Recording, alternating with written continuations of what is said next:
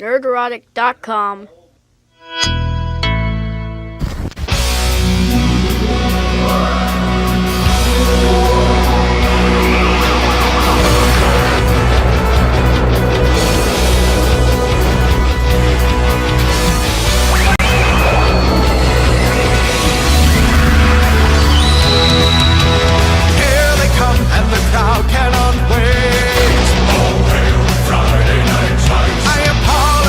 Cause I'm probably late. Oh, Friday night times. Radical lights and highly organized. It's Friday night times. Friday night times. Time has come, they're finally here. Oh, Friday night times. We're not affiliated, just so we're clear.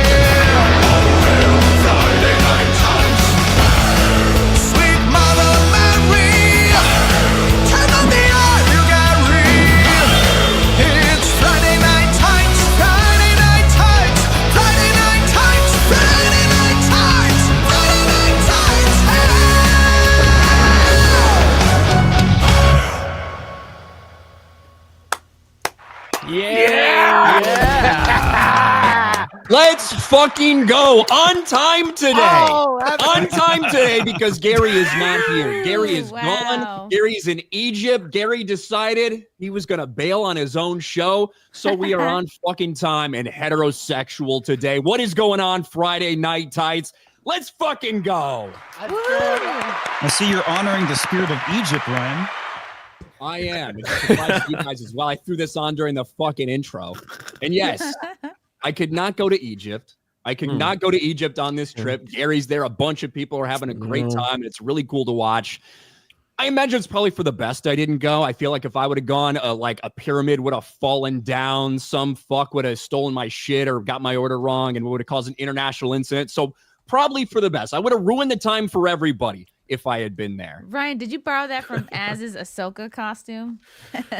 No, I didn't. I didn't, Chrissy. That's just traditional headdress. It's the traditional headdress of my people.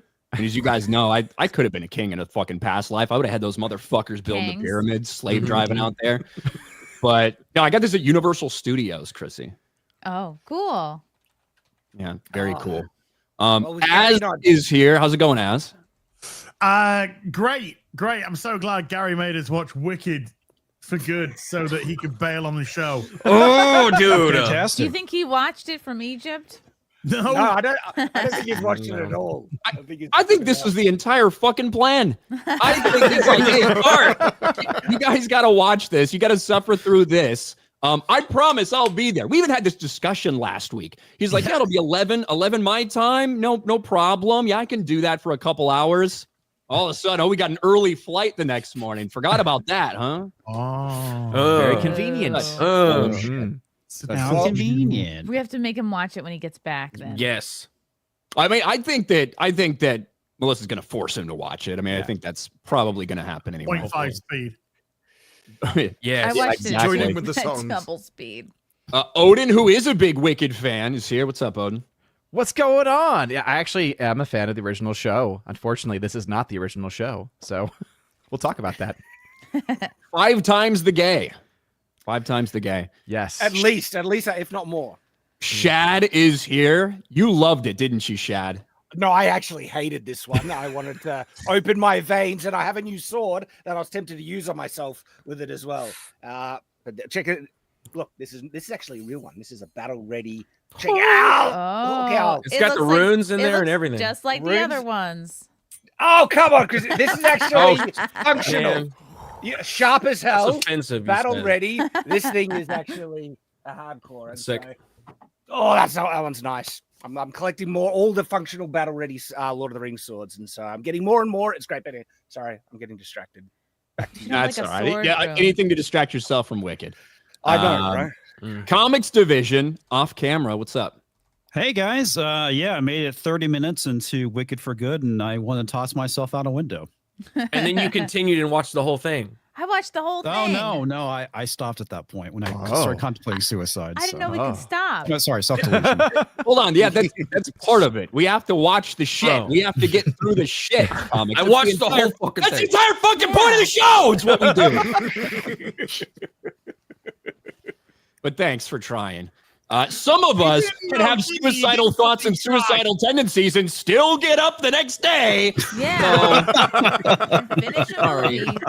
I love how the headdress is bopping along with you. It's fantastic. It really reminds me That was of great. my fucking head like a black woman when I speak. Hey, do you think Gary is watching right now? Like, if you know, you He's might not have asleep. enough. He's time. always 100% watching. he's asleep. It's probably asleep. He can't even bother to see how we're going. I reckon we should just do all the things that Gary hates this episode. Ryan, we can have an in-depth discussion on Twilight and why Edward's better than Jacob. I think Any that would be- excuse for the Twilight discussions. Kicking you out. I still have control here. Oh, damn it. We should should play play them- Red X's. We can pressure to leave. What's that band Gary hates? We can really, play some- Bon Jovi? Bon No, Jovi. Bon Jovi. Springsteen or Bon Jovi. Springsteen. Eurasia, Bronski Beat. We could start a new tradition where when we get to an hour and a half, we play "Living on a Prayer." We could do something like that. Oh yeah. Yeah. You know? Right, 'cause we'll be halfway Disparu, there. what's up, Disparu? Disparu's been getting his rocks off watching the Kim Kardashian show. Oh, episode 3 is one of the funniest shows I've ever seen in my life. That jumps every single shark and starts with 6 minutes of them discussing how they've stuck needles in every part of their body. It is bizarre, God. that show.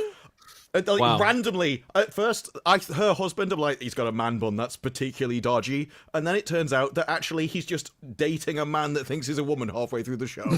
I never know where that show is going next. And apparently the first 3 are the worst, but they build up to something. And I'm like, well, if this is just the start, I Did am... they build up to something worse? Yeah, Glenn Close is like, give it away though.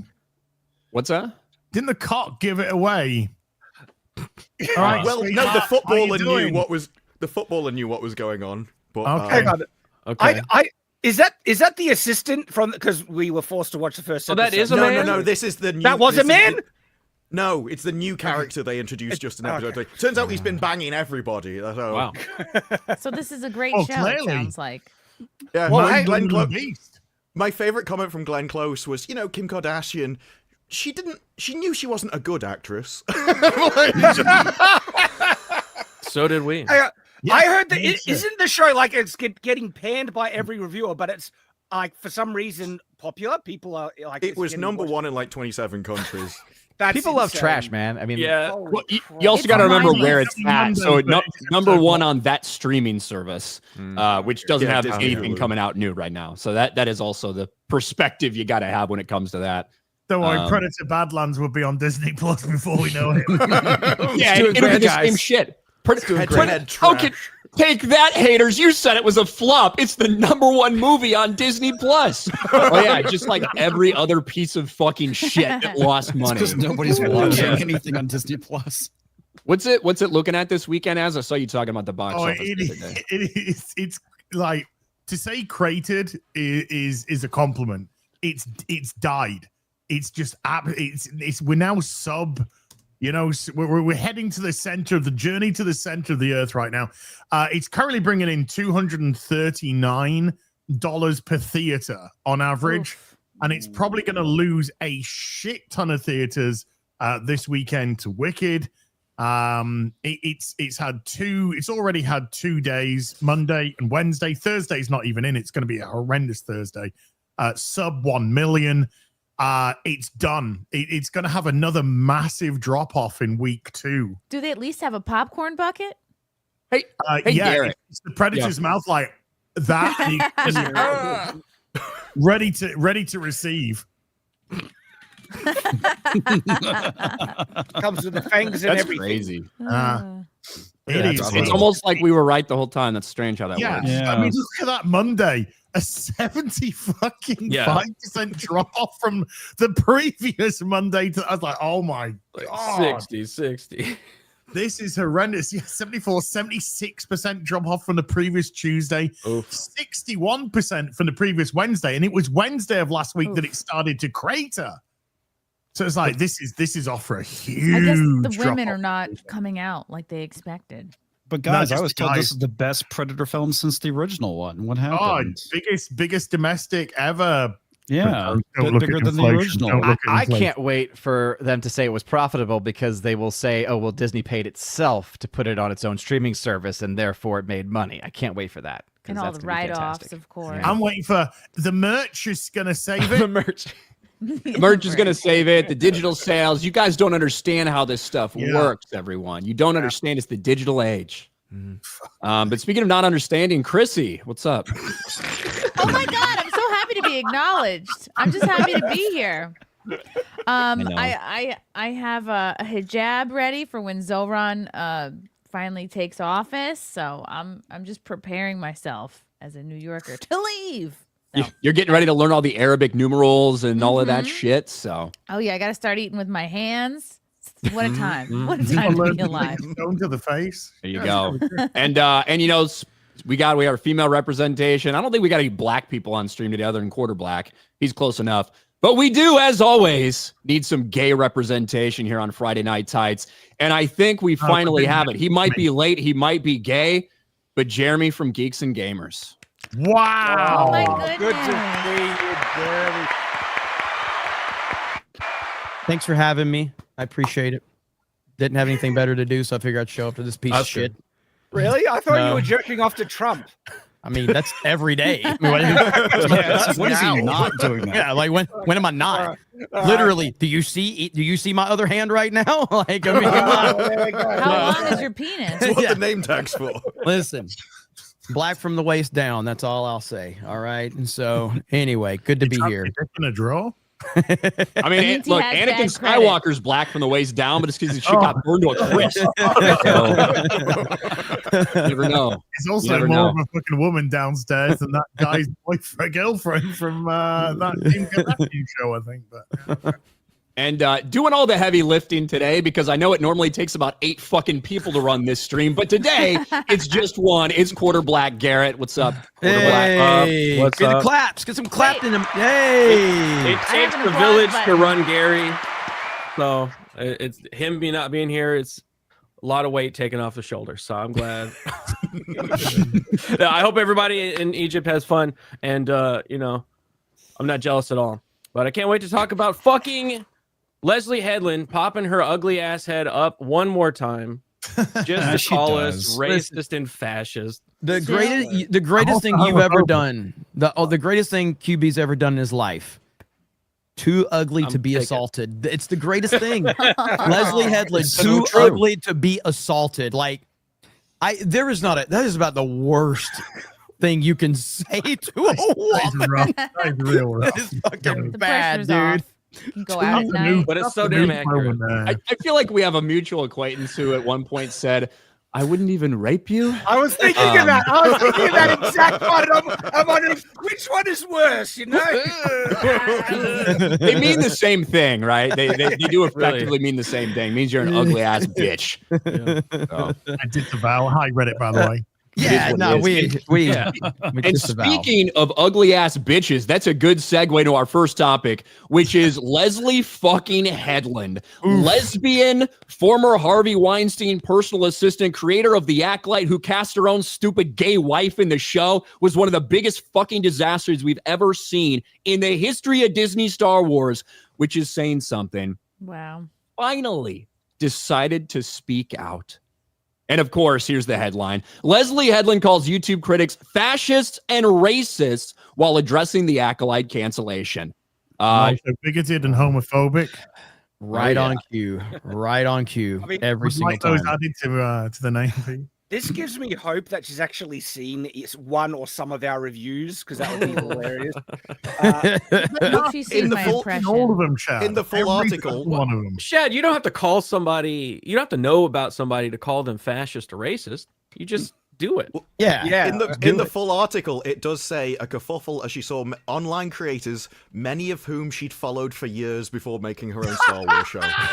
Oh, Brett Hicks could fucking Grace, doubt. what else say about the Acolyte? Oh, come on. She gets into that stuff. She gets into content creators. She actually like makes some statements throughout this that are like, I think that the content being created about Star Wars is more culturally relevant than Star Wars is going to be, which is an interesting statement. I don't think it's wrong. I think it might be for different reasons. I think that's her fucking.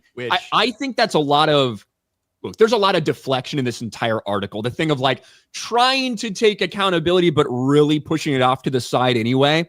And I think that's part of it because she views this as we did something so fucking risky. We took chances. We did something different and no one appreciated it type of thing. No. So the idea that content creators are more culturally relevant than Disney Star Wars is, it's true, but I think she thinks it's because they're not trying new and different things and gay, lesbian scissoring and shit like that. More That's why scissoring. I can tell you one thing as a content creator, Star Wars certainly ain't as relevant as it was 5 years ago. Because damn, people just don't care about Star Wars anymore like they used to. They hating on Star Wars used to get a ton of traction. And that's because of people have lost faith that there's even a chance that it can be saved. And I think that represents us, like the way we cover it now versus people just are not as interested in it anymore. But the online perspective of Star Wars, I agree. In the last 5 years, it's been more relevant than Star Wars. But the amount of people that I see that aren't apathy right there.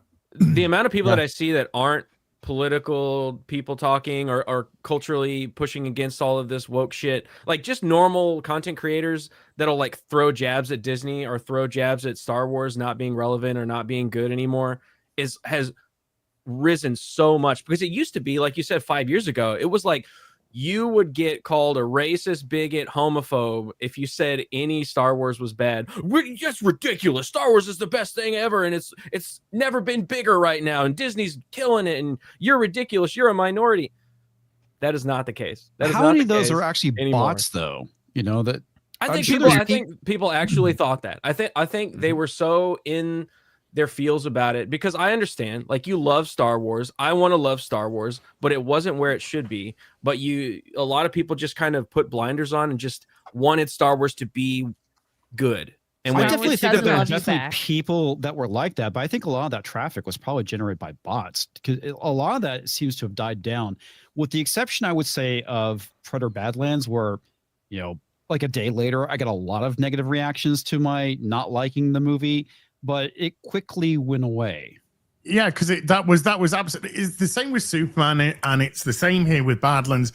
This is manufactured hype, and manufactured hype converts into nothing. Yes, absolutely nothing. The box office for Predator Badlands died Wednesday of last week. That's when it took a huge dip.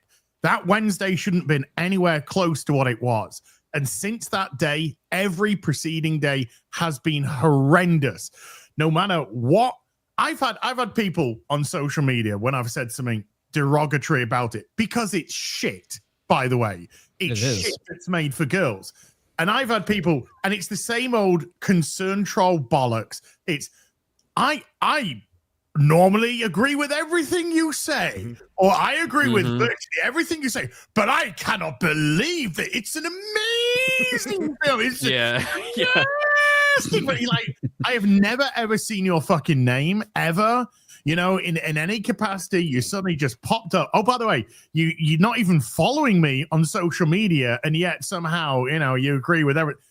Just little things like that. And it's just utter bollocks. It's gaslighting. There is these campaigns, and they are bot driven, and they're bot driven to the retards that then go, yeah, that's my fucking opinion. And then they go, yeah, it's great. It's cute. Cutest film of the year. Predator. Yeah. God damn. Not be in the same sentence. And fuck off. You're done. You can feel the difference. You can feel the difference between a movie that actually has like a cultural impact, like Barbie. It wasn't for everybody. It was for women. They really enjoyed it. You could tell that they actually enjoyed it. It had legs, right? It was our Fast and the Furious. Right. The Wicked, same thing. Same exactly. thing for Yes. We're going to talk about it fucking later. You can make movies for women. They just have to be female-based properties. They have to have that pre-existing fan base. What you can't do is take these male-dominated properties and try to feminize them and expect the men to stick around for longer than, a movie or two until they realize what the fuck is going on. And we've seen it with Star Wars. And now you got this ugly bitch on the inside and out, Leslye Headland, who tried to do exactly that. And you know what? If this show had come out right after, say, Mandalorian season 1, maybe it would have had more people watching, and then this would have been one of the things that led to people getting so turned off. But no, instead, it comes out at a time where Star Wars was already dead, and it just felt like another nail in the coffin. This paragraph reads like such a cope. It's like she's trying to say, well, these weren't all my ideas. This was some other deep lore that just was never explored. No, Yeah, it's typical female right there. To no offense, Christy, but typical woman to blame it on the man. I mean, Kathleen Kennedy's the one that went overboard to want to bring her on and was so excited to bring her on. But that's what that's what we've come to expect from Disney Star Wars. And so I haven't read this article. I've only heard this part right here. So is this the main part of it, Ryan, or is there more to this? Oh, there's a lot of it. We're going to get to this. Okay. Look, this entire article was with the wrap. It was about Leslye Headland forging ahead on diverse storytelling and blah, blah, blah, blah, blah, all of this stuff. But also what happened with the Acolyte. Oh, my. Am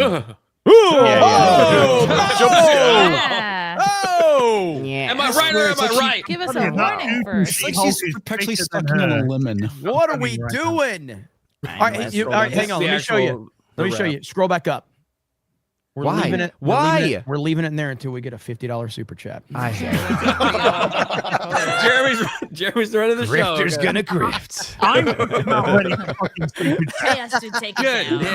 Az is the one that's gonna send. I have it on both screens. Why did I do this? If you say wood in the chat, we are banning you as well. I saw someone say it. Don't do that. We're not allowed to do that. Okay, so impossible. Oh, there it is. There we go. Okay, Thank you, please Frank. get that.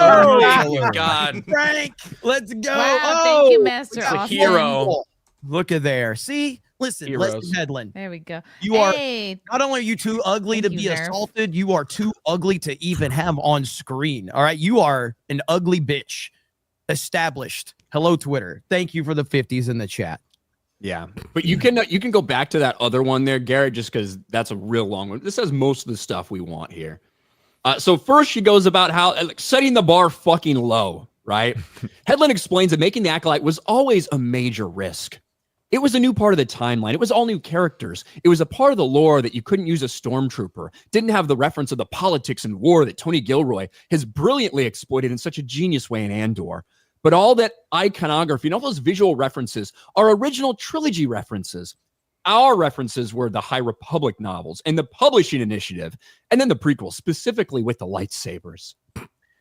If I was to choose one piece, if you scroll back up, Garrett, to that, one piece of iconography that screams fucking Star Wars more than anything else, more than a stormtrooper helmet, more than the Darth Vader, like whatever, it's a fucking lightsaber. You're telling me that the idea that you couldn't have Mon Mothma, all we had was lightsabers. But there's not a single fucking Jedi in all of Andor, right? But you get lightsabers in yours. I feel like you could make that work somehow. And it's pretty disrespectful to the prequels as well. But remember at this Star Wars convention where a guy said the strongest thing about Star Wars is that there is no good and evil in it. Yeah. That was Who was that? Was he on the Acolyte? Yeah, he was in the Acolyte. Yeah, he was. Yeah. One of the male Jedi. He was the himbo. I'm And then he totally blanking on his followed name. it up. Didn't he Ford. say that Ford. Anakin blew up the Anakin Death destroyed the Star? Death That was Yeah. a different interview, but yeah, he did. Same actor then. Because he was trying to do damage control to say, oh, no, there is like morally gray stuff. There were thousands of people that were killed on the Death Star, and the hero blew it up. Anakin did it. And I was like, it wasn't even Anakin, you retard. But anyway. But it means if you want to mirror what the original trilogy was and like the foundations of the story in a prequel, they can't do it because they entirely misunderstand what the original trilogy was. All she sees as it is basically things like lightsabers, the helmets, the very obvious visual symbols, not actually what the story is, which is why people liked it. Correct. And Star Wars can only reference Star Wars. I mean, Ki Adi-Mundi was in there for fuck's sake. He wasn't even alive. So she talks about High Republic age, and yet she sticks in a Jedi that shouldn't even exist at that point in time. And then, we get Darth Plagueis fucking wanking himself off in a cave at the end. The plans are coming together. If I start throwing shit everywhere, will anything stick for a second? No, of course it fucking won't. Look, nobody has the right. You don't have the right for people just to like your shit because it's got the Star Wars fucking brand on it. You've got to earn it. And the whole point why we're just done, even us as content creators, just done talking about fucking Star Wars, is because there's no Star Wars anymore. You killed it. You've taken it and you've absolutely killed it to the degree that it doesn't make us interested. It doesn't make our audiences interested. And it doesn't bring people to a theater because there hasn't been a fucking film at the theater for 6 years now. That's insane. Yeah, the next one probably isn't going to do much. Annual franchise, remember, this was meant to be a film every year, Star Wars movie every year. Hasn't been one for 6 years. And what was one of the ideas they floated around that may or may not get made? Let's bring Rey back. I still don't think that's going to happen. And by the way, with these actors, they don't need to know the lore. It's not even a big deal that they don't know anything about it. But when they stand up there and preach about the cultural impact that Star Wars needs to have with representation and bullshit, and then they show that they don't even know anything about it, that's where the problem is. All we want is for people to come into the franchise, try to have a little respect for it, and try to do a good job without bringing agenda-driven bullshit. That's it. Nobody needs to know everything about it. But when you start preaching and talking down to people, and then you prove you don't even know shit about the thing that you're trying to hijack, that's where the problem comes into play.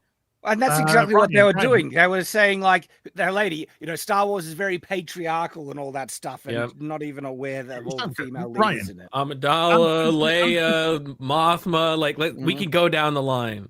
Answer this question, Ryan. What's Leslye Headland's favorite Star Wars? She likes all the Star Wars. I just want to live in the world in perpetuity. Wow. Okay, right? Okay. What a big Star Wars fan. Can you scroll back up just a touch, Garrett, to this next one? One more?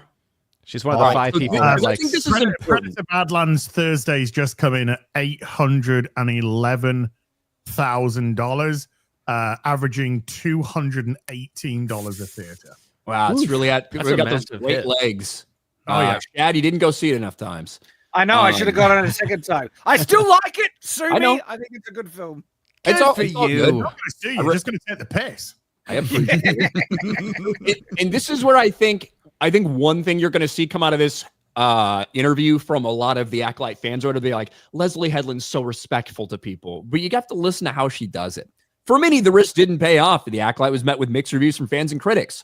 Quote, I also think that any gripes creatively with the show are completely valid, Headland remarked. That's people's reaction. And she goes on, it's usually their reaction to their own reaction. But like I said, the show is always a risk. It's the old adage, first one through the wall is the bloodiest. So she's saying, people are free to have their feelings about it, but it's their reaction to their reaction. It's their reaction to their expectations type of thing, as opposed to it's their reaction to my dog shit content. Yeah. Also, the implication is that she's like trailblazing, and that she's not. It's it's going to be remembered fondly in the future. It's like, are you kidding me? She's not even trailblazing and shit. Herself. I just found this really interesting. She almost was taking accountability, and then right at the end, nope. Women working as intended. Why would Like she an kick Indian a truck camera? driver, just right. And that's how this goes, right? So the next part is the one that's obviously making so many of the headlines. Headland addressed what her experience was like seeing the show be attacked by people in the media, including those in Star Wars media. Mm-hmm. I was not online, Headland said. Mm-hmm. Okay, your dumb bitch wife was. However, I am a Star Wars fan. Oh, God. I Heavy have quotes. always been, since the launch of YouTube, part of the Star Wars recap / criticism / lionization fandom community. These guys I've known for years and years. So when I got the information from others about what the weather report was, there was this real concern from friends of mine or coworkers of mine that saddened me. I was also like, I know who these guys are. You don't have to tell me who's talking about it or how bad it is online. I know exactly who they are. I supported them on Patreon. Must have been you, Jeremy. I want to know who. I really Mike want to Zero. know. Mike Zero. Star Wars theory. I'm guessing Star Wars theory. Yeah. Something to that effect. I don't know. Like, I think she could be talking about anybody, even like the people that aren't shitting on it and stuff like that, because Here's the next part she says. In all our fairness, she's probably lying. Yeah. There are some of them that I respect.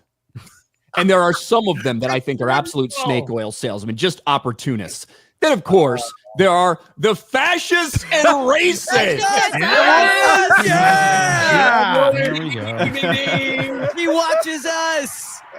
Hell yeah. Watch the fascists and the racists. Okay. Hell yeah. That makes me happy. So it runs a gamut. It isn't just one thing or the other. So this is the other part here. You're saying, oh, people's reactions, their reactions, blah, blah, blah. And then you say, you know, there's some YouTubers that I respect that I think are being genuine. Sure. But a lot of other things out there too. A lot of these other people that are just grifting, that are snake oil salesmen, opportunists, Racists. and the fascists and the racists. How many people that watched The Acolyte and gave The Acolyte a review on YouTube do you think are actually considered fascists? Honestly, like the definition of the word, because the way she's using it. I love his channel. I mean, when he talks about Star Wars, it's pretty fucking cut tight, you know. The way she's using it, I think it's just the way that it's used. If you vote for Trump, you're a fascist, right? That is the new hot buzzword. Even if it gets fucking people murdered, that's the new hot buzzword for all these fucking woke-tarded pieces of shit like Leslye Headland. Yeah. So racist is completely lost, right? It's done. People don't take that seriously. Fascist is going out of fashion as well. It's so ridiculous to label any significant number of Acolyte viewership as fascist. It's the most retarded thing imaginable. Oh, and you know what a standard is for the racist, right? It's anyone who hated Reaver in like Obi-Wan. Like if you criticize Reaver, well, that you're a racist as well. So we all hated Reaver, so I guess and that's thanks to Ewan. Well, a much large part to Ewan McGregor's video, where he basically said like anyone that's criticizing her is no Star Wars fan as far as he's concerned. Blah blah blah. So they just continue to set these standards, and they don't actually like what were they basing that off of? Because a couple of random accounts sent her mean messages. They showed like three comments. That one was just like about diversity hiring. But no, that was horribly racist, and that was the evidence for this wave of crazy racist criticism. Absolutely insane. Those were the best ones they could find. Yeah, those are the best. Those are the examples. But also, I don't really care about the moral condemnation of somebody that self-identifies as a Sith and wrote an entire series where turning evil at the end was considered the right thing to do and slaughter the guy that trained her. It was like everything about that show was basically praising evil, and now she's going, I can't believe all this scum don't like it. Was self-admittedly a story about her and her father and her daddy issues. When he was dying, she came up with this like premise. So like that's the kind of moral high ground we're on. That's what she's doing. She's exploring her daddy issues through the show. Wow. Yes. Or is she admitting she killed her father? Oh. That's what all of this is, though. All of this is a commentary. It's a personal commentary on their own personal lives of shit they've been through. Kathleen Kennedy's always projecting, trying to put a certain type of female in these roles. It's ridiculous. We've been seeing this forever. It's also the most perfect example of I don't care about your booze, I've seen what makes you cheer. Like, that entire show was horrific. Yeah. Like, just from a story perspective, like anything else. Promoting and celebrating full-on evil. I still can't really wrap my head around how someone could produce that thing and think it's good because of how blatantly vile so much of that story was. Remember that at the end, she choked the life out of her actual father and then was pissed that he didn't die well enough for her. Yes. It was like, how dare you apologize to me as I'm murdering you. That was the worst thing about it. No, she was offended that he gave her permission to kill him, and that was taking away her agency. That's the level of And Leslye Headland ironically thought that was really deep and really meaningful. It's like, you evil freaking psycho. It's unbelievable. And I hate when they use the word agency, by the way. I fucking hate that. Do you think they really use word agency for male characters?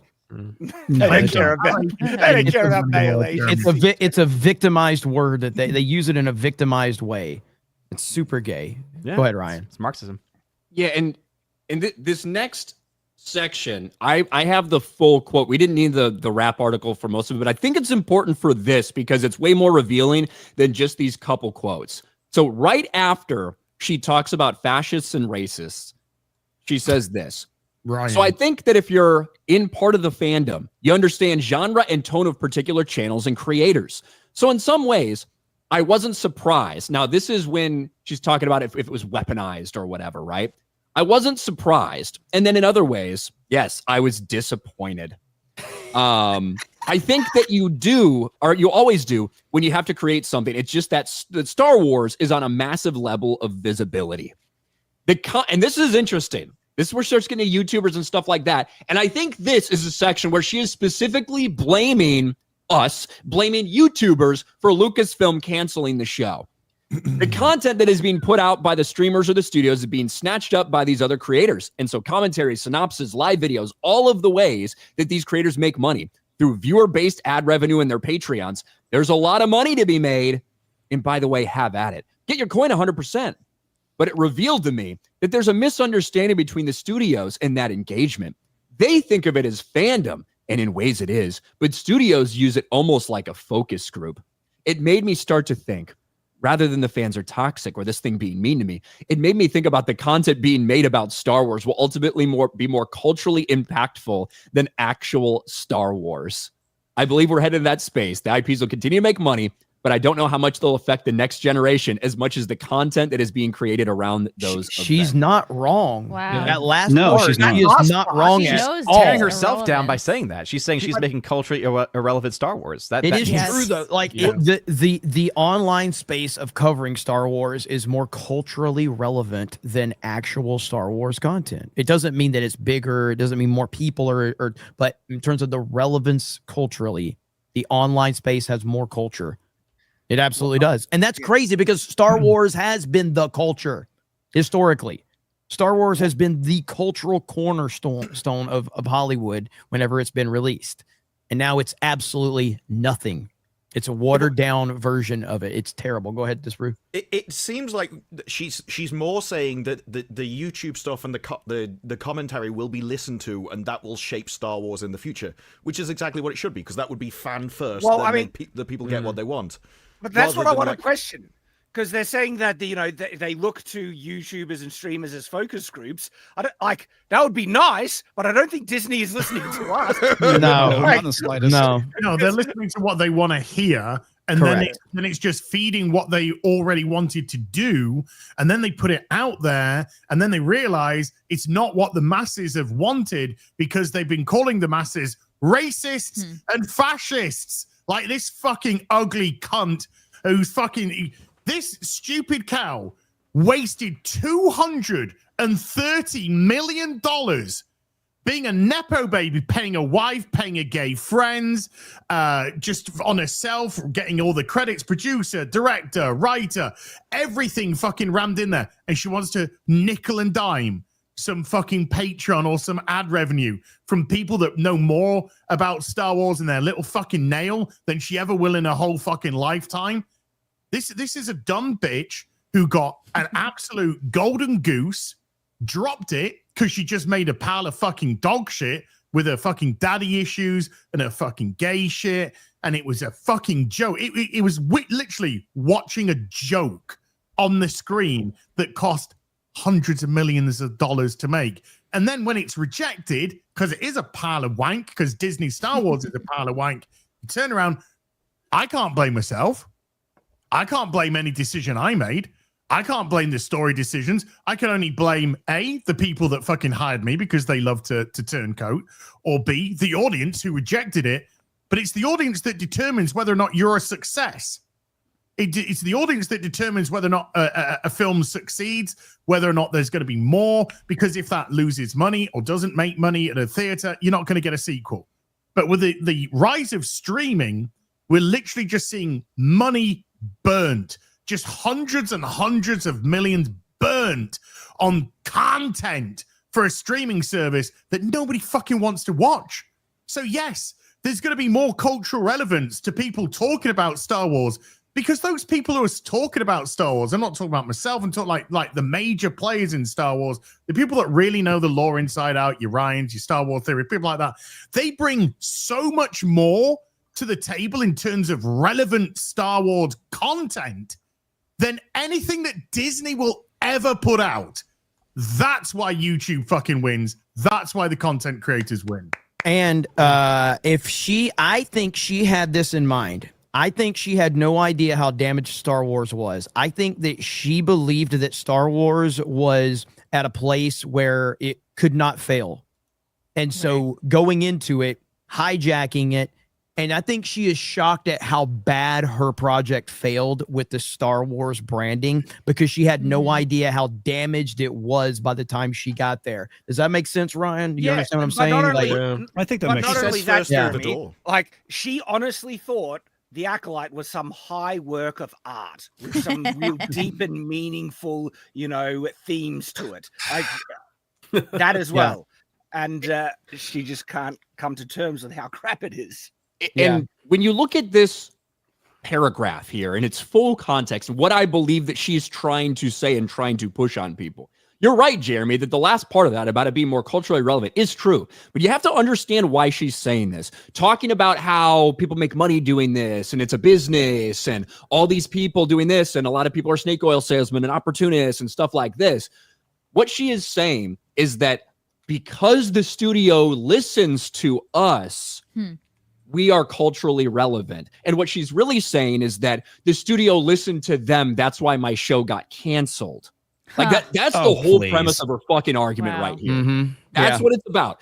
And so when it's talking about she's taking ownership or she's admitting, she's not. This entire thing is a brain fuck to try to say these things, but make you think that that's why she fucking failed. Because we're just grifters and we're opportunists and we're just lying about this as part of the business model. And the very next line, if you scroll down just a touch, Garrett, I think reveals that. That is a proper business model rather than a bunch of mean people. It's a lot more financial than I think people realize. And as somebody that really has supported a lot of these channels financially and with my eyeballs, some of that stuff is probably the only content a younger generation has seen. And that's another disconnect because let's face it, the people on our side of the YouTube sphere right here, it is not it's just a bunch of Zoomers watching our content. Do we have some people that are under 25? Sure. Predominantly, it's people between the ages of like 30 and 50. Like those are the people that watch our channel for the most part, most of our channels.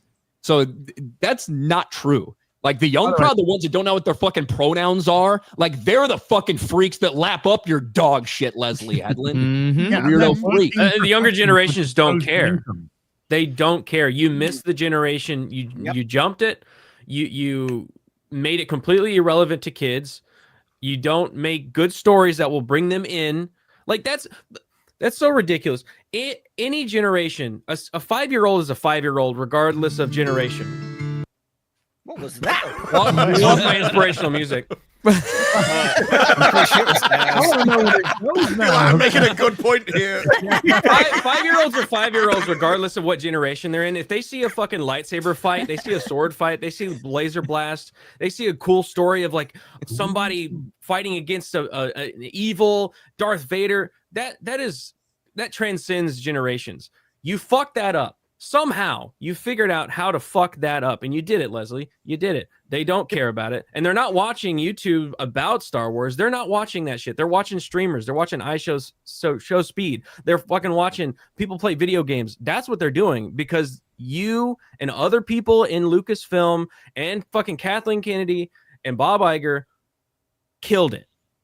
But the thing is on YouTube, though, you're chosen by your audience and you're only as good as your last video. Yes. And so you have to keep giving people what they want because otherwise they'll go elsewhere because there's an infinite amount of other channels that they can choose and put their time to. Whereas in Hollywood, if she makes a bad series, she's getting another job. She's onto another project. She doesn't really care.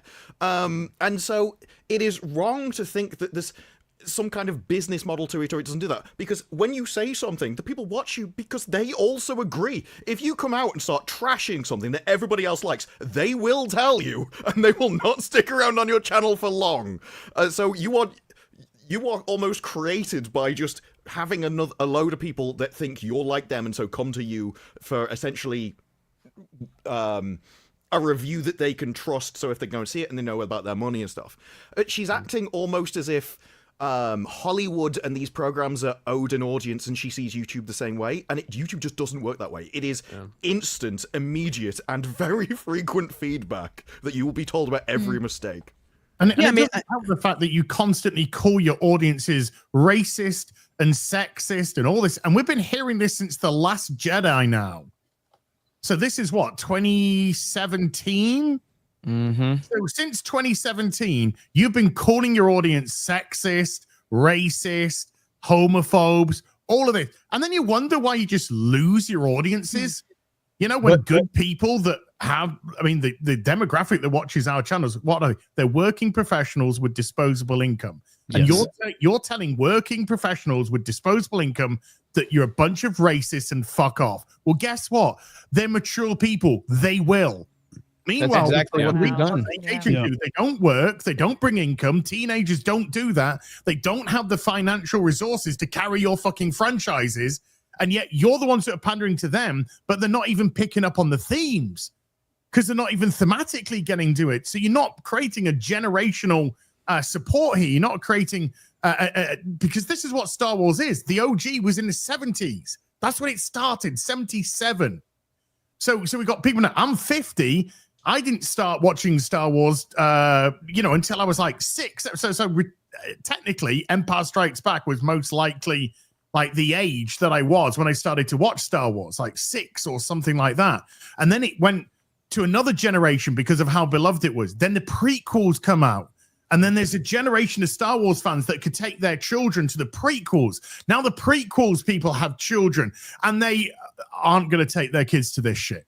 Yeah, well, I think to Disparu's point is that with YouTube, is the feedback is pretty much instantaneous. If you go and insult and attack your audience, you will know immediately that you fucked up. Where with Hollywood, it takes a few movies for them to maybe catch on, if anything. Especially Star Wars had such a runway. Star Wars had such goodwill and a runway that it was able to float on that for like 8 years before people started, before the numbers started really dropping. Yeah. Well, And to Az's point too, I mean, this is also the people watching these films with kids aren't bringing their kids to go see this, right? They're raising their kids on the originals. They're raising their kids even on the prequels. Yes. They're not raising them on this. And so basically that's why they've skipped this generation. Yeah. It's always interesting to talk to, like, as a teacher, some of the teenagers, because they talk a lot about the prequels. They love the prequels, but they talk nothing about the sequel trilogy because they either haven't seen it or because they hate it. Well, let me ask you guys, especially like Ryan and Odin. So give me a ballpark on actual tickets sold for a successful movie, like Oppenheimer, Barbie, Mario, in recent, like a movie that was really successful. How many tickets do those movies sell? Do we have a ballpark on that? Because I know we've done comparisons of how many tickets were sold for Man of Steel versus how many tickets were sold for Superman. And it's a drastic difference, even though the numbers are close. Do we have a ballpark on that? Is it hundreds of thousands? Is it millions of tickets? So say for Man of Steel, right? For Man of Steel made what, Odin, $291 million domestically. Domestically, correct. And that at $9.19 a ticket, that equates somewhere around 30 million tickets sold, right? Okay. Right. Okay. In that ballpark. But this is back in 2013. Right. So now you look at James Gunn's Superman. And I think the ticket sales for that were closer to like 15 or 17 million, but obviously charging it like almost $15 per. Okay, so the reason I bring that up is just to get a frame of reference, because right now on YouTube, there are hundreds of thousands of people that admittedly say, I would rather watch reviews for Star Wars than watch Star Wars. Whose fault is that? That is Lucasfilm's fault. That is no one else's fault that you have driven hundreds of thousands of people to independently, separately say, we would rather just watch reviews, whoever's review that is. It could be anyone. Obviously, Drinker and Gary are two of the bigger, reviewers out there. But hundreds of thousands of people are willing to say, I would rather watch a fucking YouTuber from his bedroom talk about Star Wars than actually go to the theater and witness it. That's on Lucasfilm. 100%. Yeah, according to the numbers.com, a Minecraft movie sold roughly 37 million tickets, is what this is saying. Okay, so that's a good frame of Sounds about reference. right. So and so so if you're talking hundreds of thousands of people, potentially millions, I don't know what the but the data is out there. Look how many people are watching Drinkers reviews, Jeremy John's reviews, Gary's reviews. Like these are millions of people that are watching these, and a huge portion of them that watch those are saying, "I'm just here for this," instead of going to see Disney Star Wars. Yeah. That's a problem, a massive problem. So. Yeah, and when you combine streaming shows, you got a couple million people maybe when you like calculate all this other shit out about the amount of people that are actually watching some of these things on platforms that you don't even have to go to a theater for. You just have to fucking turn it on in your house. Yeah, and they're having most, a couple million people to tune in for an entire series. Yeah, that's how most are watching it these days. Yep. Yeah. So she also would go on to say some bullshit about like she wasn't surprised it got canceled because of the backlash and the ratings and things, but she was surprised at the way it happened so publicly. Yeah. And I would just like to remind Leslye that Disney didn't make an announcement that it was canceled. It was a leak, if you guys remember. It was not some press release by Disney. Now, did they want to leak it out there? Maybe. Who knows? But it's not like Disney, Bob Iger didn't come out there and say, we're getting rid of this lesbian bitches show. Like, it's not how it happened. So, by the way, like she's really surrounded by yes people and is extremely sheltered, and it's a lot of cope. It's it's sad Hollywood. actually. When you I get feel one of these, sad for her. When you get one of these progressive fucking women in Hollywood, that nobody's gonna tell them anything. They don't want to be Me Too. They don't want to be accused of harassment. He was mean to me. And if that happens, you're done. By the way, we have to address. We have to address this. It's going to be a little uncomfortable. But where's Gary? He's back in prison. So, I mean, he might be for all we know. He's in Egypt. This time of he could have said one thing wrong. He could have slipped up talking about the pyramids. He could have insulted the guy that runs the national project there. He could have done a lot of ayahuasca. Are there blasphemy laws there? Because that could have been. United Kingdom, okay? Connecting flight, they got him. Yeah. He landed in Heathrow and they were like, get on the ground, get on the ground. Give us your phone. I believe that Gary. Put the beam on the ground. Based on like following their trip and stuff, I think that Gary and everybody that's there with them right now, and it looks like everyone's having an awesome time. Yeah. They're at Luxor, and I think they have to wake up like. Yeah. Yes. The ancient city Luxor, and I think that they're going. I believe that they have to fly at like 4 in the morning or 4:30 in the morning, which is why Gary's not here now because he's passed the fuck out because he's an old man. But yeah, so they're going back to Cairo maybe for a day or two and then heading home. So that's the Egypt trip. It's been cool to watch. Like I said, if I'd have gone there, probably would have been bad things for a lot of people, you know. Everyone had a worse experience if I was there. So that's the original Luxor, not the. Yeah, not the remake. Yeah, that's the OG, not the. Sharing my screen. They didn't just randomly build a pyramid in Las Vegas for no reason. So here's your Africa expert.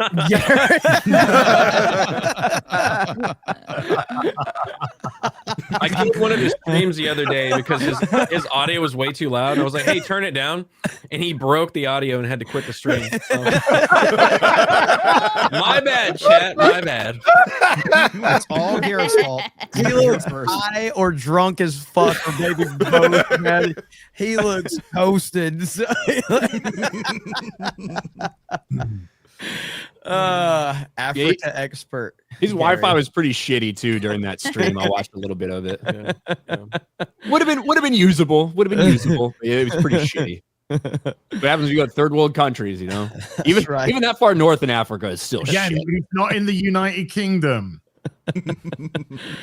Oh man, good stuff. Well, speaking of gay transgenders, yes, Zelda. Hey, there we go. You know, Garrett, I just want to remind. I know you're used to having it be for Garrett. You can zoom out a little more. Maybe we. That's true. You know, on this line. Let me. You don't need only like 3 things. He's you know what I mean? He's used to Gary being here, and Gary can't. Just set it all up. Exactly. Just a friendly reminder. If you can keep it like this, it'll be great. Cheers. Pop that down. I'm not putting the. You know, like the billboard. Jeremy, you're fucking excited about this, huh? I am so excited about this. So obviously we got the first images, official images of the Legend of Zelda movie, the live action Legend of Zelda movie. And this has happened about a week after there was some leaked videos and images that had hit online. And I don't think that these images were probably planned to be released, but I think that Nintendo wanted to get ahead of the leaks. And so they went ahead and released these images. And look, I mean, here's the positives. White people. Cast. Yeah, wow. Okay. The bar is so low. My goodness. The bar is so low. It's like they got the race and they got the genders correct. Yes. It's a win. Yes. So white people cast in the role and a female cast in the female role. So obviously, I think generally speaking, most people are pretty happy with this. There has been some, concerns on two different perspectives. One doesn't matter because it's the Hunter Schafer crowd. They truly do not matter. So fuck those weirdos. But the other side of this is that you've had a group of people that are questioning, like, is she going to be a girl boss? They see this image with her. And while I don't agree, I do understand. And in my video, I talked about this. I'll never forget on this show, we were talking about Top Gun Maverick before it came out. And we all were saying, it's probably going to be Tom Cruise is old and washed up, and he's probably going to have some woman come in there and take over. We were all wrong. And I remember we did a poll in the chat. 75% of the chat was like, not interested in Top Gun Maverick. The reason we're concerned is because we have seen this play out time and time and time again. So it comes from a decent It's a red place. flag for sure. Jamie, I think a better example would have been your reaction to the last Nintendo movie. That came out. That went super viral. Yes. So I mean, ultimately, people are concerned, and I understand that. If you know anything about the Legend of Zelda series, like early on in the early games, the Legend of Zelda, Zelda 2, Link to the Past, like Zelda was really the damsel in distress. But once you get to Ocarina of Time, modern games, I wouldn't even call that, but like 30 years ago. Yeah, N64. Yeah. Ocarina of Time, Zelda's a pretty prominent character. Twilight Princess, Skyward Sword. So, and obviously Breath of the Wild and Tears of the Kingdom. But I don't think that this is cause for concern if you know anything about the Zelda franchise. So I think everything here, what we've seen, looks awesome. Filming in New Zealand is a huge win. That's a massive win. And so, so those are my thoughts right there. I know, Shad, I watched your stream on this. So what are your thoughts, Shad? Yeah, my concern is that they might be like moving Zelda away from her more traditional role in most of the games. I know not all the games, but she mostly has filled the role of the classic damsel in distress. And modern Hollywood, they despise that trope. How dare a man save a woman, and how dare a woman be vulnerable and need to be saved and can't save herself? And so it really feels like they're kind of getting to lean into the other aspects of it. And I know there's justification in other Zelda games, but for me, the more traditional interpretation of Zelda is the classic princess that Link needs to save. Correct. Yeah. Well, I want to add to that, though. I feel like Zelda also plays a good role of being like wise and like she does a quest giver and a person that helps Link. It's like that's my fear is that it's going to be like a Galadriel situation where Galadriel is a very powerful female figure that helps the Fellowship, and then they made her into this girl boss sword wielding orc killer. And I'm like, I hope they don't do that with this. It's not a big problem for her to have a bow and arrow and be out there in action, but don't push it too hard. And this is the thing, like if you don't know anything about Zelda, don't even try to look up the timeline. Like, don't even try to. There's like an 8-hour video on it. It is all over the place. Almost every Zelda game is a different iteration of Link and Zelda. So this is not the same character per se. So there's different versions. There's like 10 Links, there's like 10 Zeldas. They're different. They have different backstories. It's all over the place. It's convoluted. Nintendo has repositioned this timeline several times. It is very confusing. So it feels like Nintendo was like, we're just going to make a cool game in this world. And each time they made another cool game. And finally it got to the point where the internet became a thing. And they're like, the fucking internet really wants a timeline. So we got to figure this shit out. So yeah, I mean, like you could look at Wind Waker and Zelda and that. So again, all of that is to say that there is a precedent for Zelda to be more than just a damsel in distress. More often than not, in the games, Link and Zelda are really not even together throughout the games. More often than not, they spend the heavy majority of the time away from each other. So Link has to be the hero. Link has to be, the focus from that standpoint. Link is her servant. She is royalty. He is her servant. That is who he is. That is his job. But he typically goes on an adventure to save, the day. So, but anyway, based on these images alone, based on the fact that Miyamoto is producing, I think that there's nothing but positive to come from these images. So. Because she's strong. She's always been shown to be strong, but he's the hero of time. And as long as they take that dynamic of she can still be strong, she can still, Triforce of Wisdom, whatever iteration they want to go with, as long as he remains the hero of time and is therefore like the primary driver of the narrative, I think that will be a good thing. I know what the real problem is, though. I just think Nintendo are boasting about the fact that she's a real woman. Exactly.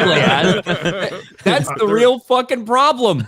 That's the real problem, is that Hunter Schafer, 27-year-old Hunter Schafer, who is a man, by the way, a biological man. Got a cop. Hunter Schafer did not get the role. And I think, here, let me actually pull up this other one that has a whole list. Drop the 50! Why? Stop it! As it's a man. As it's a man. So listen. Don't do it! Pull back in! Don't do it, brother! So listen. It needs to There's be. A lot. It needs to be. We need to state. So this Hunter Schafer thing was a PR stunt that went mega viral. 100%. It was not organic. It was not real. No, It was it was a PR stunt. And Hunter Schafer? Yes, exactly. And a lot of mentally ill people picked up on it. It was just like, I don't want to say this is Gary's channel. Just like a lot of these people have a certain view of what Hunter Schafer may or may not be. The idea that Nintendo was considering Hunter Schafer was never real. It was planted by it was planted by Hunter Schafer's own PR firm, and I think I think a lot of it stemmed from her just answering. Oh my gosh, I'm sorry, him just answering a question. I know. Right. I thought it would be got to Ryan, boys. We corrected it pretty quick. But a lot of it stemmed from Hunter Schafer answering a question about, I'd love to play Zelda. I'd love to play Zelda. Yeah, like in this fucking male voice, right? And you can put all the makeup on, you can do all the surgeries you want, you can do all these things, you can have all these touched up pictures at these huge events. The reality is Hunter Schafer is a biological male who is cosplaying and who identifies as a woman, but is not. And so the amount of people that want to see a biological male play the role of Zelda is like less than 1% of the population. So there's no way in hell that Nintendo was ever going to do that. No. And these people can freak out as much as they want. It's just not something that there was any actual fucking demand for. No, not at all. And they're going to continue to do this. They're going to continue to, this is all they have. And also, these are the same people. I talked about this in my video too. If you look at all the responses, just scroll through these responses one more time that we went through. All of these people are saying they're going to boycott the Zelda movie. Do you know one thing that almost all of them have in common? None of them can afford a blue check mark, but they're gonna boycott Nintendo. They're gonna we're gonna love of the game, Jeremy. Yeah. Just because his ears stick out. That's the only reason. Yeah. Well, and a lot of people have thought Zelda was a man for years. Let's hope not. Let's hope not. Let's hope not. All right. So what were you saying, Disparu?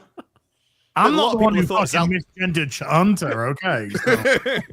So a lot of people have thought Zelda was a man for years as it is, so actually it would have fit if they don't know anything about Zelda as it is, then they would have been right in there. Personally, my favorite thing about all the scene pictures is that they're referencing Willow by sending her out on an adventure with 6 arrows. Hang on, Willow was worse, I think. But actually, They funny you said 3. mentioned that. Yeah. There's a close up of the arrows, and I had to do a double check on it because the Did you check the close-up plastic flights? the Maybe Willow they're arrows had reusable. plastic heads and were modern carbon fiber arrows. These ones passed the test. They're actually okay. They could fit in a fantasy setting. They at least got that right. I approve. Yeah, and what's interesting is they're actually like a lot of these Hunter Schafer weirdos are actually attacking the young lady that's been cast as Zelda now. Like what? Ridiculous. Very Absolutely aggressive. insane. Now, the bigger discussion to be had outside of Hunter Schafer is that, Nintendo, they have the Mario movie that did over $1 billion.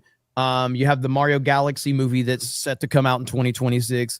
And this movie, if this movie's even like halfway decent, it's going to probably, it's probably going to be a massive home run. Yeah. And so theoretically you could have $3 billion movies, 2 animated, 1 live action. And what does that set up? I mean, that sets Nintendo up for something very unique at that point in time with all of the IPs that they have access to and the history and the legacy and all of that. So that's a huge conversation where I talked about this on Drinker's show the other day, but I mean, we've got a lot of video game adaptations. Minecraft just did almost $1 billion. I didn't like Minecraft, but it doesn't matter. Minecraft did nearly $1 billion. The Sonic movies, I think the Sonic movies are probably the best video game adaptations we have, and I thought Sonic 3 was great.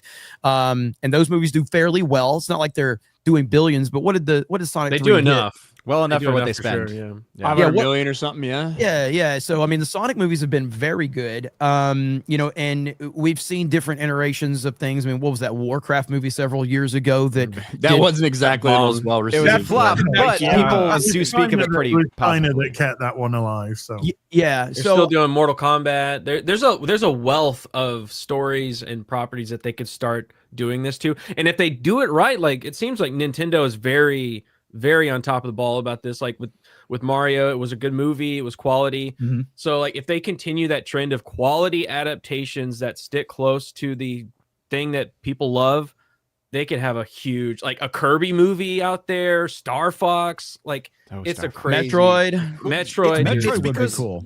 It's because Nintendo care about their properties, whereas Hollywood would look down on gaming as an inferior medium. yes, And Correct. So they'll never take it seriously if they start to adapt like Deus Ex or something. Even though Correct. games make way more money than movies Yes. these days. I mean, Well- we've seen what they've already done with movie adaptations in the West End. So, I mean, just look at those images, just 3 images, and it just screams. You really want it to be good because you look at them and just like the very nicely shot. The images are very nicely shot. It kind of does have that Zelda vibe to it. You can always feel the wind in Yep. them. So it's almost got that video game kind of vibe going along. It's just like, come on, nail it. Nail it. do it. And it's, I and want it's, you in- to, man. it's impossible to not have like this Lord of the Rings feel and vibe. And I'm not saying compare it to Lord of the Rings because that's impossible. It's Lord of the Rings, greatest movies ever made. So, but it filmed in New Zealand. Zelda's often been called like Lord of the Rings of video games and all of that. So like that vibe is there and you can't ignore it. But yeah, I mean, I've got pretty high hopes for this based on this. Listen, as the hype for this movie builds, it's going to put enormous pressure because the Zelda franchise right now is more popular than it's ever been. So Breath of the Wild, Tears of the Kingdom, by far are the best-selling Zelda games of all time, and it's not even fucking close. And so the Zelda franchise is now at that level, and now with people being excited about these images, a ton of pressure on that first trailer whenever it comes. We're probably still like a year away from the first trailer, I would think. They just started filming. And when is it released? 2027, like summer of 2027, I think. I think so, but yeah, I'm not sure. Not positive, but yeah. So we, again, conversation from Open Bar, but like, what does this set up? And the idea of like this all leading to a Super Smash Bros. Movie down the road is kind of stupid. Yeah, man. but that's the thing. Like, I think Avengers, like, bro, yeah, dude. man. that's the thing. I think a lot of us thought like that could happen after the success of the Super Mario Brothers movie. Yes. But then they do this one live action, live yeah. action. So I don't Mhm. think that makes any fucking sense. Yeah, but the Zelda franchise doesn't make any sense. Neither does the Mario franchise. So, and to be fair, like These the are Mario Japanese movie, properties, okay. the Mario movie didn't make a lot of sense. Yeah. It really they didn't. They could still do it. Like when Link goes through, the interdimensional portal, he comes out animated and is like, all right. And then they just go. That's 100% right. Of live action and CG. Right. Because if you look at the Zelda timeline, it is full of time travel and alternate realities. It's all it is. You know what I mean? Like there are 1,000 ways they could intertwine this. Now, I agree, Ryan, though. It does seem a bit more complicated from that perspective. But listen, Nintendo's a weird fucking company. They really are weird. They are strange, and they do a lot of strange things. So I don't know what their plan is here. I have no idea. I remember when Chris Pratt was cast, and I'm like, what the fuck are we doing, man? Like, and then like I remember when the Mario movie got announced, and I'm like, what the fuck are you gonna make a 2-hour movie on Mario? What are we doing? And the Chris Pratt backlash was crazy when it first happened. Like the Pratt-lash. And we got the first hint of his voice. Remember when we got the first hint of his voice? Yeah. It was wild. And now you got some of the same people, like Grace Randolph, who was really mad about the Chris Pratt casting. The movie goes on to do huge numbers, and all Grace Randolph can think about are the sexual implications of Bowser forcing Peach to be married. Yeah. Weird. Now she thinks that Brie Larson's going to ruin it. Oh, how the turntables. So Legend of Zelda is scheduled to release May 7th. May 7th. Okay. I am excited for this, and something I'm interested in. I know I'm probably one of the few. I really want to see how they adapt the Master Sword in this live action. Oh yeah. Yes. And that's a lot of people are like, why is this? Link needs to have the sword. I'm like, dude, you don't show the Master Sword on this. You just don't. That's got to be a reveal. Yeah, that's got to be a major reveal. Yeah. And I'm going to be autistically picky on its design. I bet you will. I bet you will. As will Minnie. Right now, imagine the teaser trailer. Like the teaser trailer that could break the internet. Like that's what they would probably want to wait to have, like the Master Sword reveal or something similar to that. Yes, and the score involved with Zelda, everything around this movie points to something that could be incredible. But with that comes a ton of pressure, and it's going to get picked apart by the internet. I hope they adapt Ocarina of Time more than Breath of the Wild. But we'll have to wait and see. Because imagine they could integrate the flute tunes into it. And like, Ocarina tunes, bro. Come on. So, Ocarina tunes, man. Here's my theory is that I think just because of the unbelievable success of Breath of the Wild and Tears of the Kingdom, I feel like they're going to lean more into that world. This Zelda looks kind of like the Zelda from... I think that it's going to be about Zelda not feeling comfortable in her body. Oh, God. And then Hunter Schafer is going to come out. And it's the big twist. Yeah. And he's going to say that I'm going to show you my Master Sword. The thing for Hunter Schafer, it's dangerous out there. Don't go alone. The thing for Hunter Schafer, it's not like this dude can't get roles in Hollywood.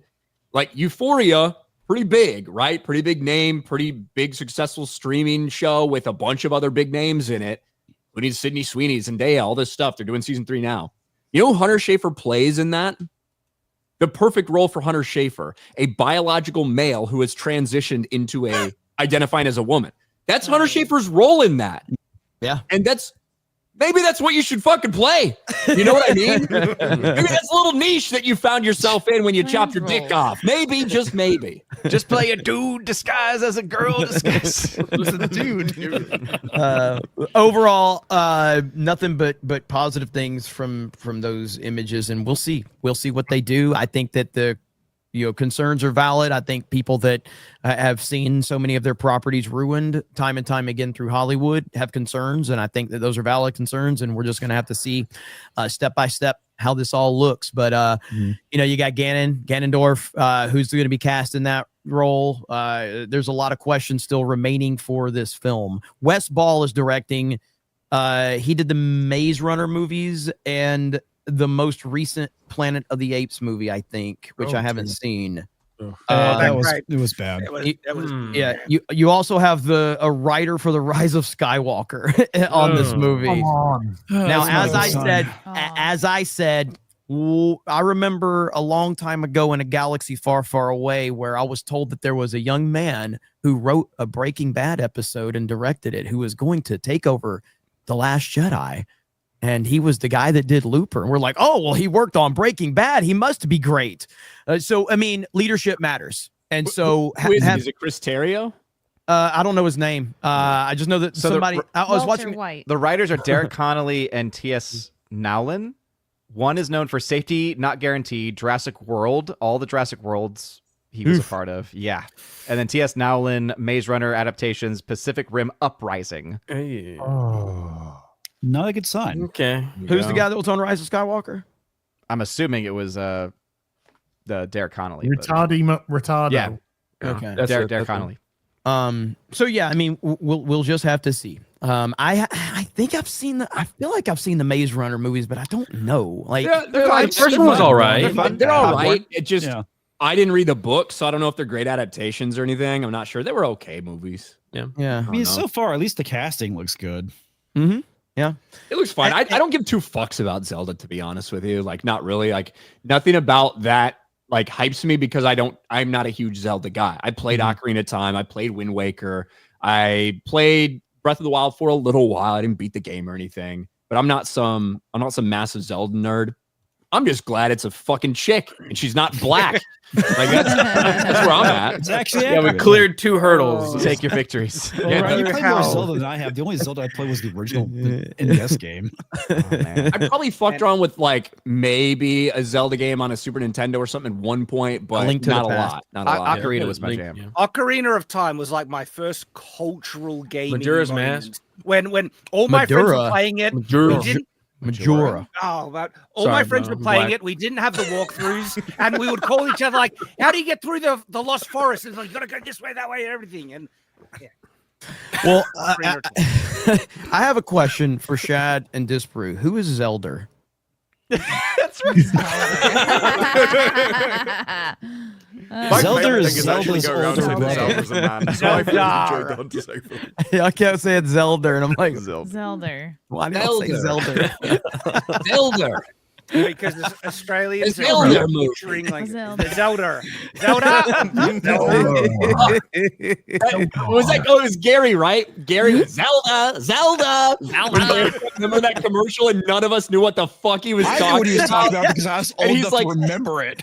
The one gaming thing he remembers, and all of us were like, "You're fucking retarded. You sound like a moron." And he was 100% right. He was. Zelda. And we're all like, "What the fuck are you talking about? You retarded old man."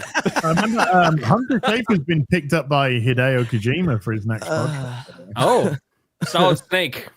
Oh God. By the way, Hideo Kojima, who Not once gonna be wore, solid. who once wore a rainbow on a t-shirt and then posted the picture and and then underneath it said, "Oh, by the way, I'm not gay." Just making it clear.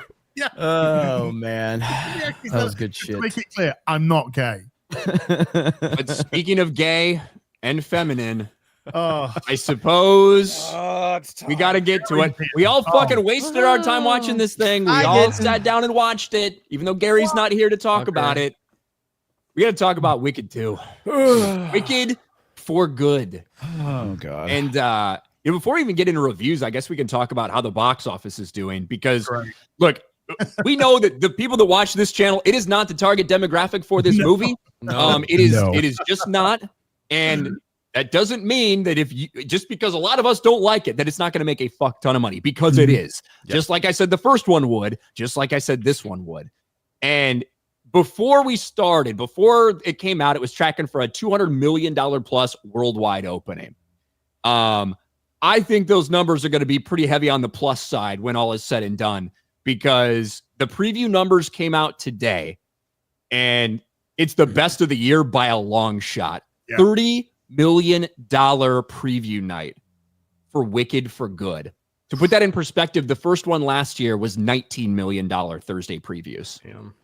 Now, So I do and think that finished what, Odin, at around $113 million 112 opening weekend for Wicked.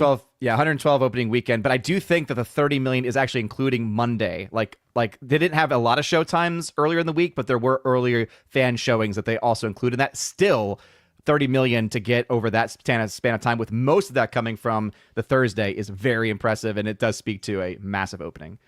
Same thing for last year, right? Last year they also had those fan screenings early, and I think they had a $12 million Pure Thursday, and then added in the other screenings. This one I think is a 19 million Pure Thursday. Yeah, with the other screenings adding up to that 30 million. Crazy. I think this opening weekend is going to be hovering, flirting with that $150 million opening. Wow. For a fucking Broadway musical. Women and gays. Yeah, it turns out if you make a movie specifically for an audience, they show up. Yeah, go figure. Yep. Wow. It's not just that Amazing. audience, it's the moms and daughters. Like, because just like with Barbie, right, that was the demographic, that just the female demographic specifically. This is all female demographic and the gay audience, of course, but it's going to be primarily like the moms and their daughters are going to see Well, this. I think was with the taking notice shows, because I was like, anything with its own, like, by the way, they had its own Dunkin' Donuts refresher and Munchkin. Like, for weeks they've been. Wait, you get to get your own Munchkin? On my was Dunkin' selling app, Munchkins it's like you got to too? get your wicked Dunkin' refresher. You got to get your Dunkin' wicked Munchkins, and I was like, I'm intrigued. Okay.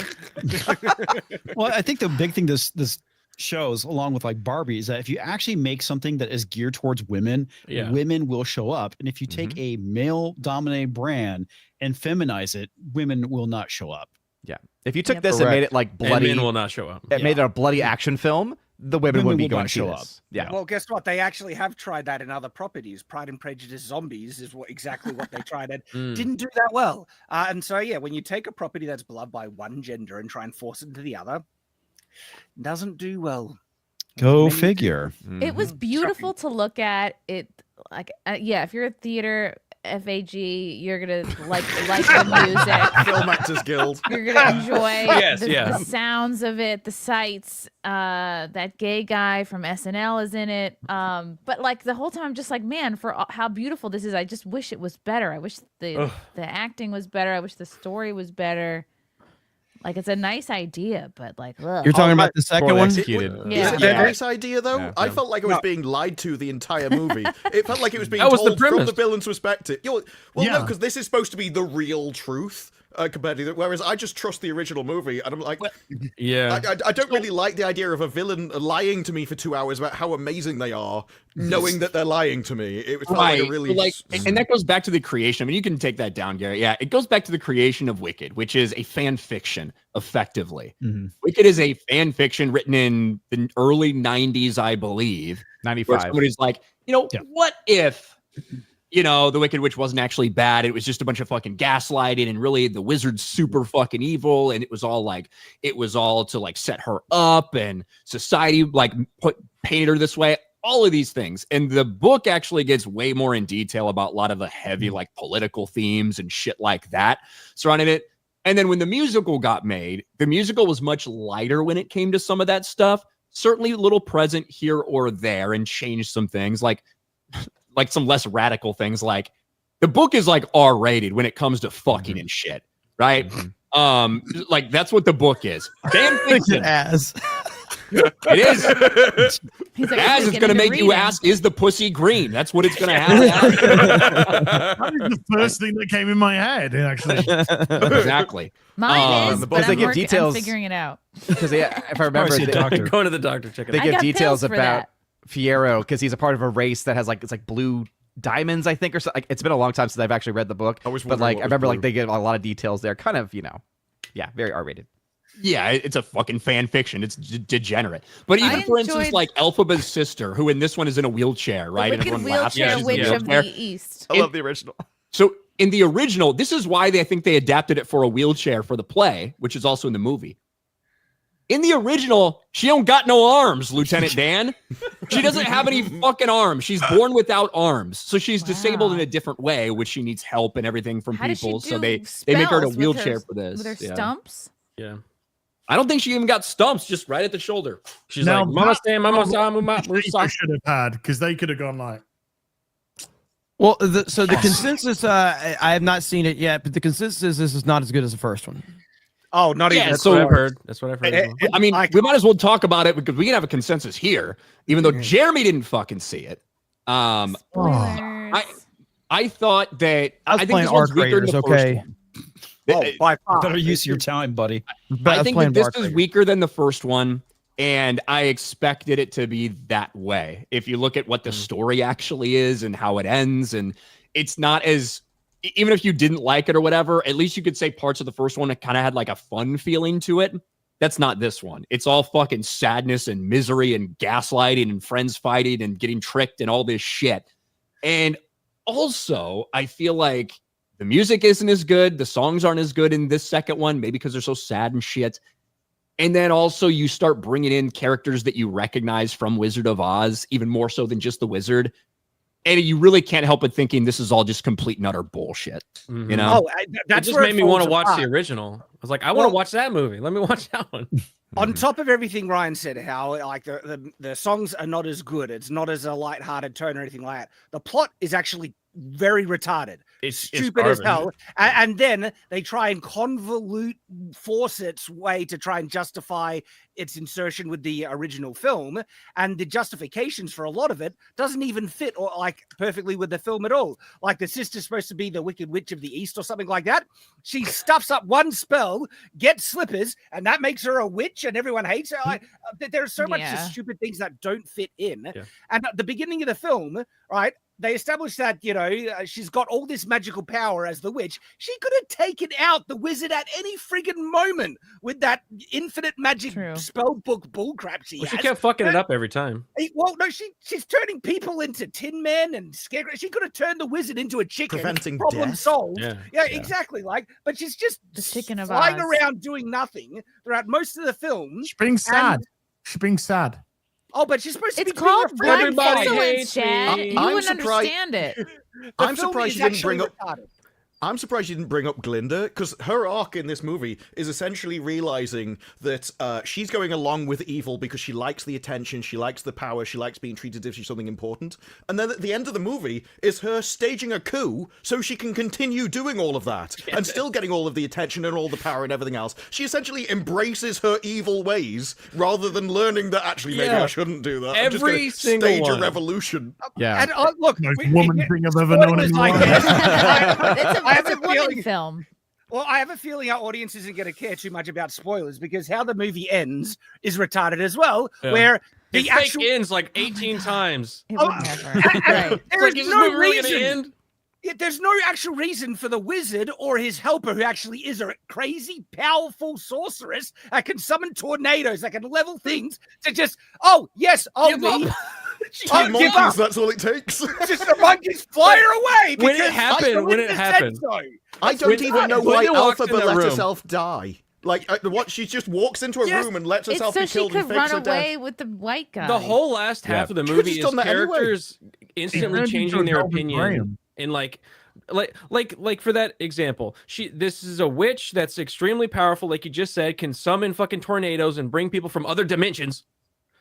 And then she's like, hey, Glinda, you need to sit down and shut up and just be the face, and I'm going to do all the planning and shit. And then movie happens, and then Glinda comes back and gives her like a little of like a talking down to, and then she backs down for no reason. I'm like, what, did the power change dynamically in this took her relationship? They did a man. very She's bad monkeys. job. It's not the first. It's not the first or last time that an Asian girl has been harassed like that. So, yeah.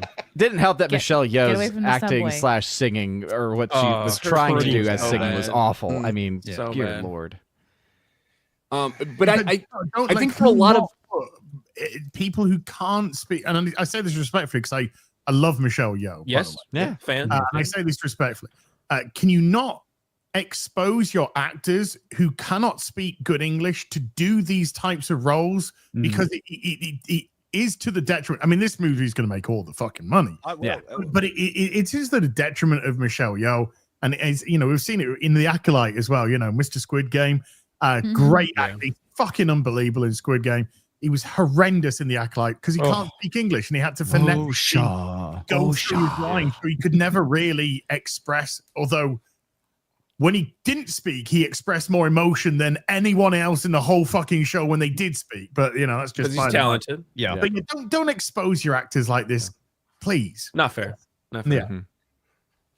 Yeah. I just It's can't believe hard- that guy went off with her. So, I'm Chrissy, not what seeing do you it. think about it as the woman? Like you're who this Yeah. is made for, and Odin because he likes the show, not because he's a woman, but you know.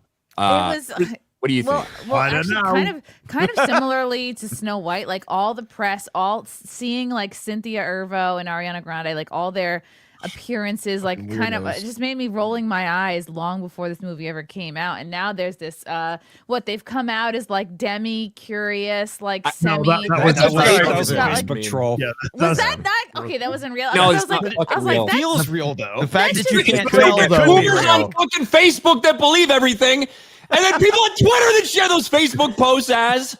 I was like, you can just say you're friends, like that's fine. They are mentally fucking ill. What I But said they're was kind of valid. insufferable, the two of Yeah. them together. Like They're they're, scared of they're how like one day- they're always crying. It felt They're very always produced. crying. Like One it was a day- performance. Yeah. One day I hope to be able to share with the internet a phone call that I will have with Ryan where I'm like, hey, Ryan, did you see this story? And he goes on a rant about how it's fake and all these mother effers on Twitter are talking about it.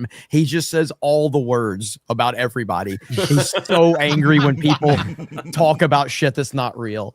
Oh, it's It was beautiful. too much feeling, too much just going about feel right. It's all about looks and feeling, and not about that. Like, The movie this felt really like it wasn't was substance. manipulating you constant with the score. The score was like, you should be feeling this way, but I'm like, Yes. but nothing in the actual movie or the characters made me feel that way. Like we're best friends, and then we fight each other over a guy, and then we get back That together guy for would some never reason. go for her. and- Never. They're like, that guy would go for another man. That's we. Who on earth basically would like dump blonde- Ariana Grande for Cynthia Erivo? That blonde would never happen. Gaston, basically, and you're gonna go after this like crazy green lesbo with long nails. Cynthia Erivo looks infinitely better with all the makeup on and everything than she does without. Now, I'm not Yes. saying that she looks like fucking hot or anything, but And she looks hair. so bad. Hair. She Yeah, looks the so disgusting as this bald demonic presence that when she's completely covered in makeup and has fucking fake hair and a lot of clothes on, Nosferatu, yeah. you're like, hey, you are not the most hideous When person. she in doesn't have existence. makeup on, I Agreed. want to send her 35 cents a day. Like it's just,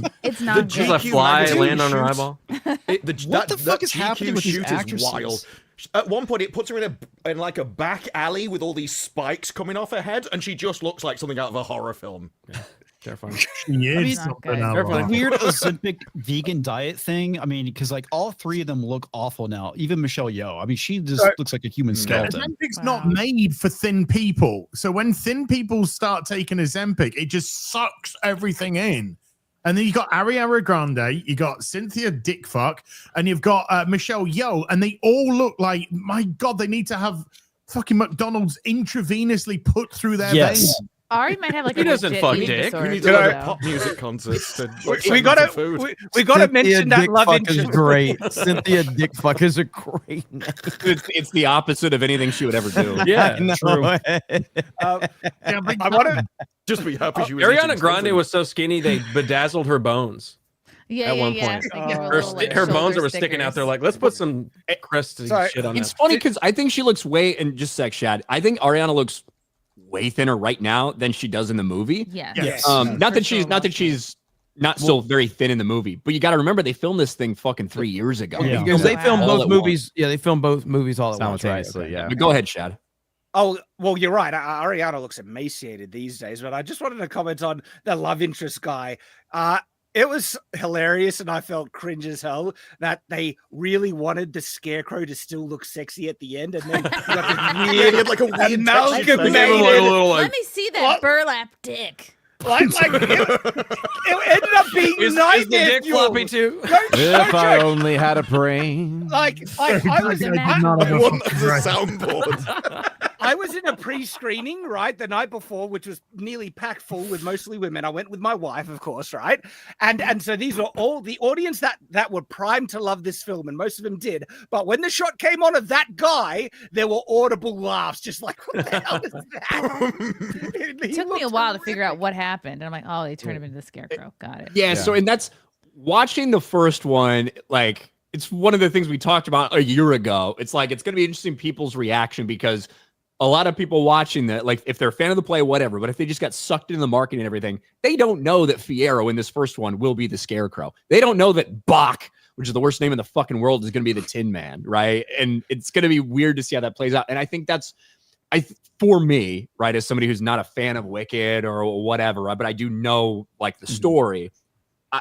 that was the part for me that I really lost a lot of like believability or whatever when you start seeing these people that you know and how it happens and the way it happens and why it happens. I just fuck off with that. Now, Odin, you are a fan of the play.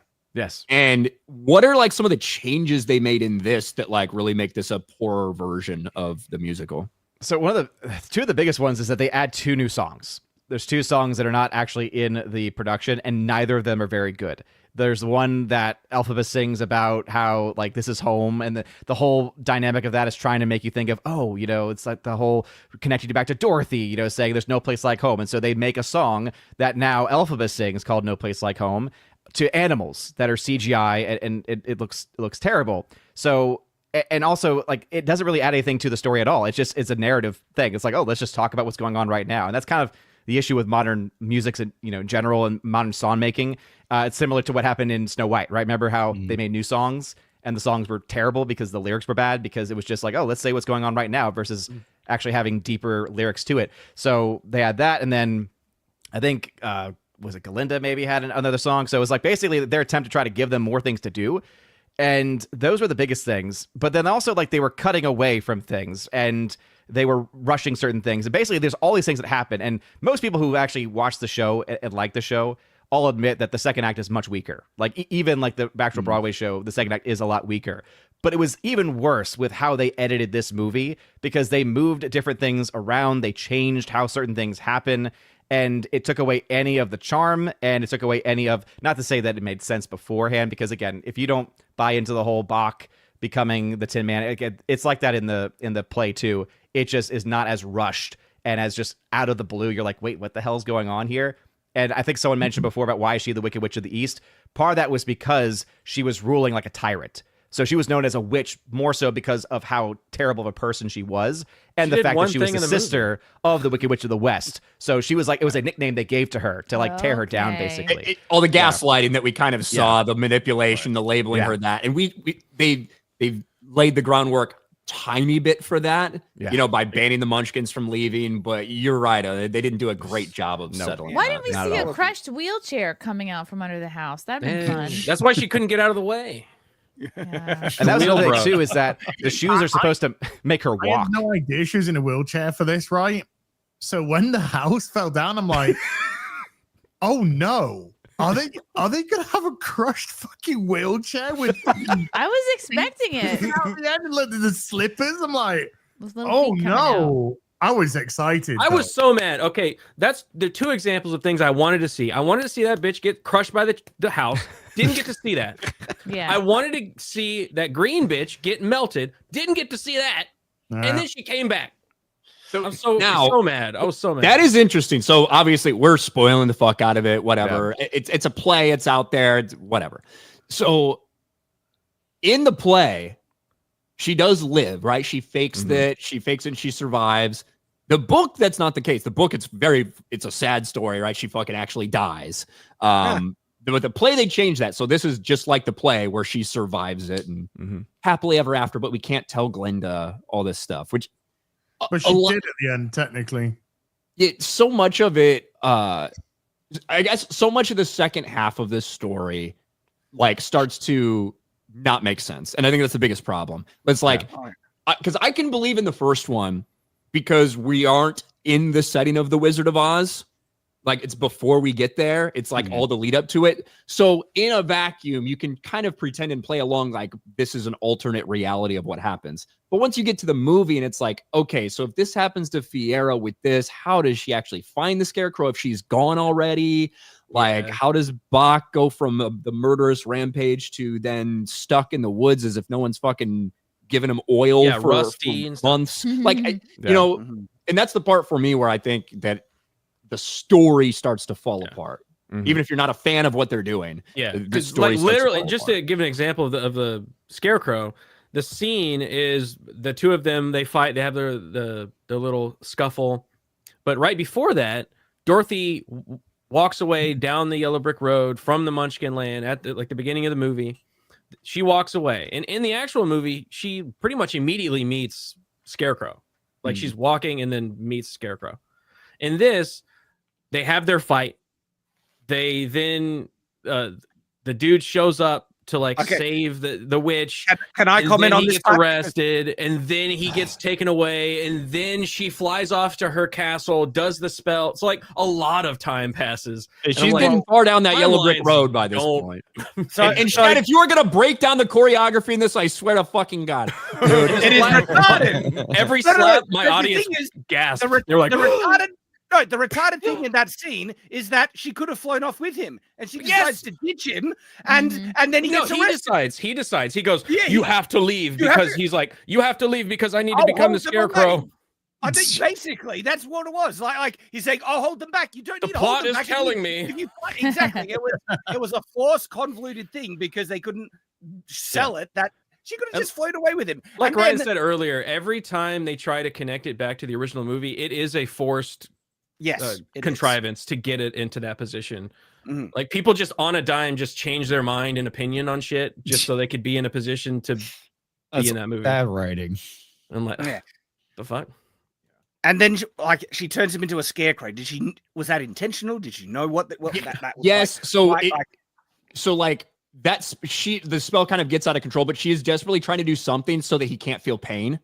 That's like the whole premise of that thing, of like that spell that she's doing while he's getting tortured to death. It's like she's not even expecting him to survive, I don't think. She's trying to do something so that he won't be in pain while this happens. And I think the spell gets out of control. Yeah. Well, I didn't sell it in the movie. Why didn't they think to light him on fire? That would have been. He was very afraid of fire in the movie. In the original film, he was. You know what they're probably going to do? This is going to be so successful. I could see them remaking The Wizard of Oz with the cast of Wicked. Oh God, please don't. You're getting into it. I don't think so. Look, I think that even though I'm not a fan, so I like the first one better than I like this one, right? I think the first one actually is decent and it's kind of fun. And music is good, even if I don't really like the story. Not a fan of the second one. I think that from the way it was made, from shooting both movies back to back, to the marketing campaign in the first one, to what they've done in the lead up to this one, cringe shit aside, I think it's all been done really well. It's massively fucking successful for them. They appealed to exactly who they wanted to appeal to. It worked, right? Had a marketing blitz, $150 million marketing campaign for the first movie. And you saw it everywhere. It was so in your fucking face. You couldn't not know this movie was coming out. For this one, about half of that. Like $75, $80 million marketing campaign, where they did do some product placement. They did stuff like that, but it was much more low key because they already had their audience hooked because of the reception for the first one. Right. It's smart. And keep in mind, the whole thing has been about 20 years or so in the making. And so you need to have that level. And there's nothing else comparable in any of the other stories. I think it's like, I think Lady Gravemaster mentioned, they'll adapt Son of a Witch next or something. It's like, they're not going to adapt any of the other novels, most likely, because there's no musicals of those, and big part of why women are going to see this, right, is because of the musicals dynamic. Right, it's like we said earlier, it's for that audience. It's for women, and I just, maybe women don't care about story or characters like making sense, because like when I came out, my wife was like, this movie makes no sense. She was like, this makes no sense, but the dress was pretty.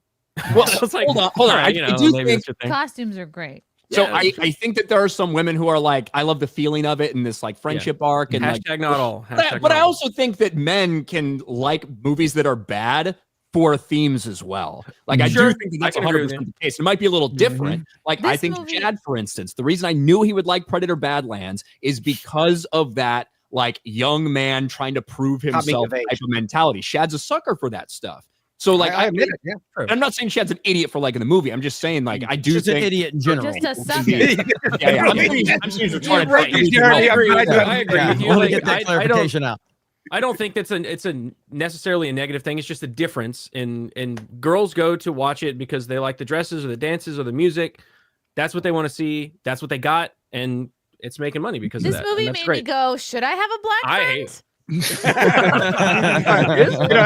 A good example of a bad movie that I really like just because it has great cool sword fights is The Musketeers with Orlando Bloom and them. All right, there you go. Like it's a bad movie, but damn, the sword fights and choreography is just on top of the church with the Charlie Sheen in the background, like coming in.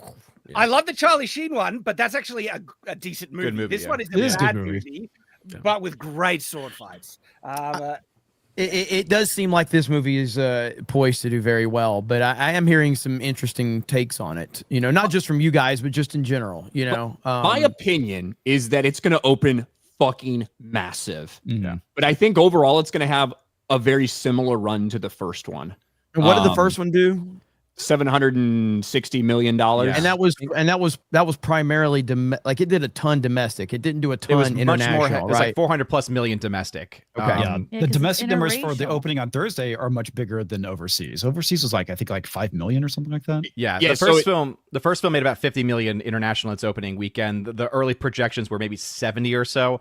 I think that you're going to see very similar international numbers, maybe a little bit higher potentially, because now it's bigger property because of how successful the first film was. But yeah, I could see it ending. I think it will end maybe even a little higher, but not by much.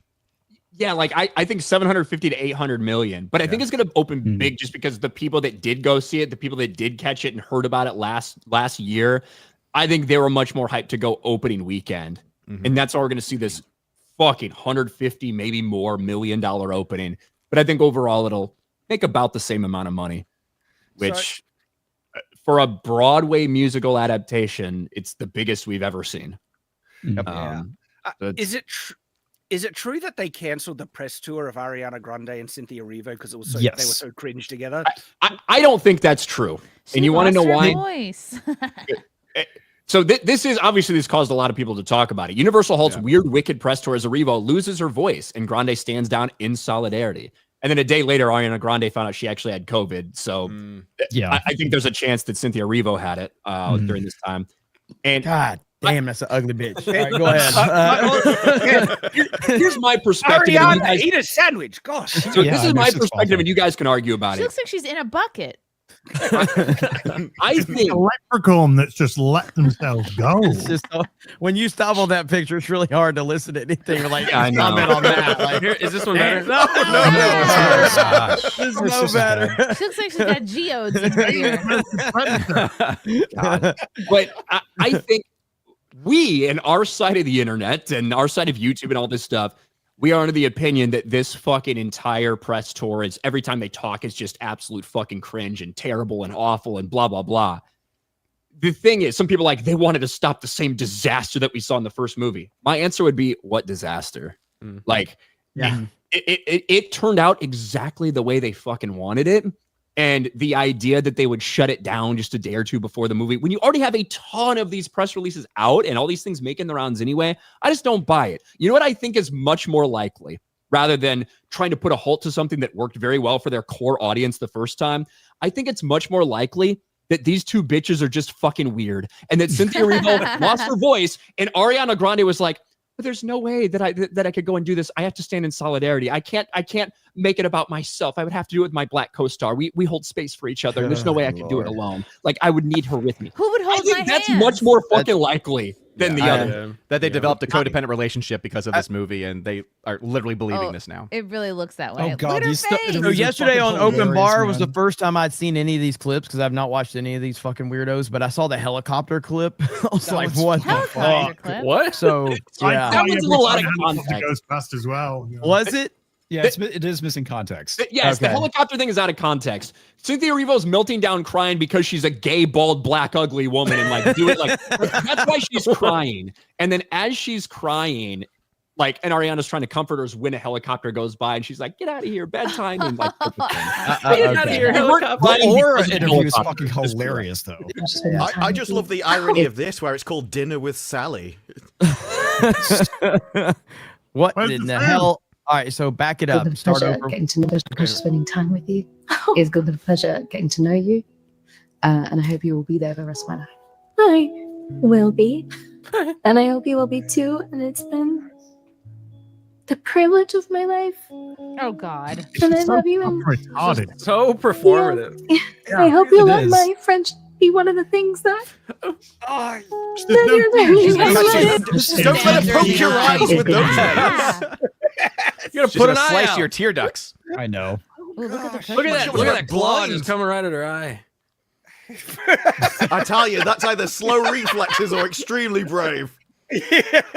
God, dude. Going with I neither. legit have not seen any of this shit. I've seen When people do they talking eat about it. dinner in I that have not clip? watched any of this cringe shit. Ariana That's Grande, bad. like I would like to cut the movie down to just when she goes. Yeah. That's the I entire would movie. too, but for Yeah. other reasons. You can't do Yeah, it. that's the hentai clip. It's all graphic. Jeez. It's like that wrestler promo where he's just like,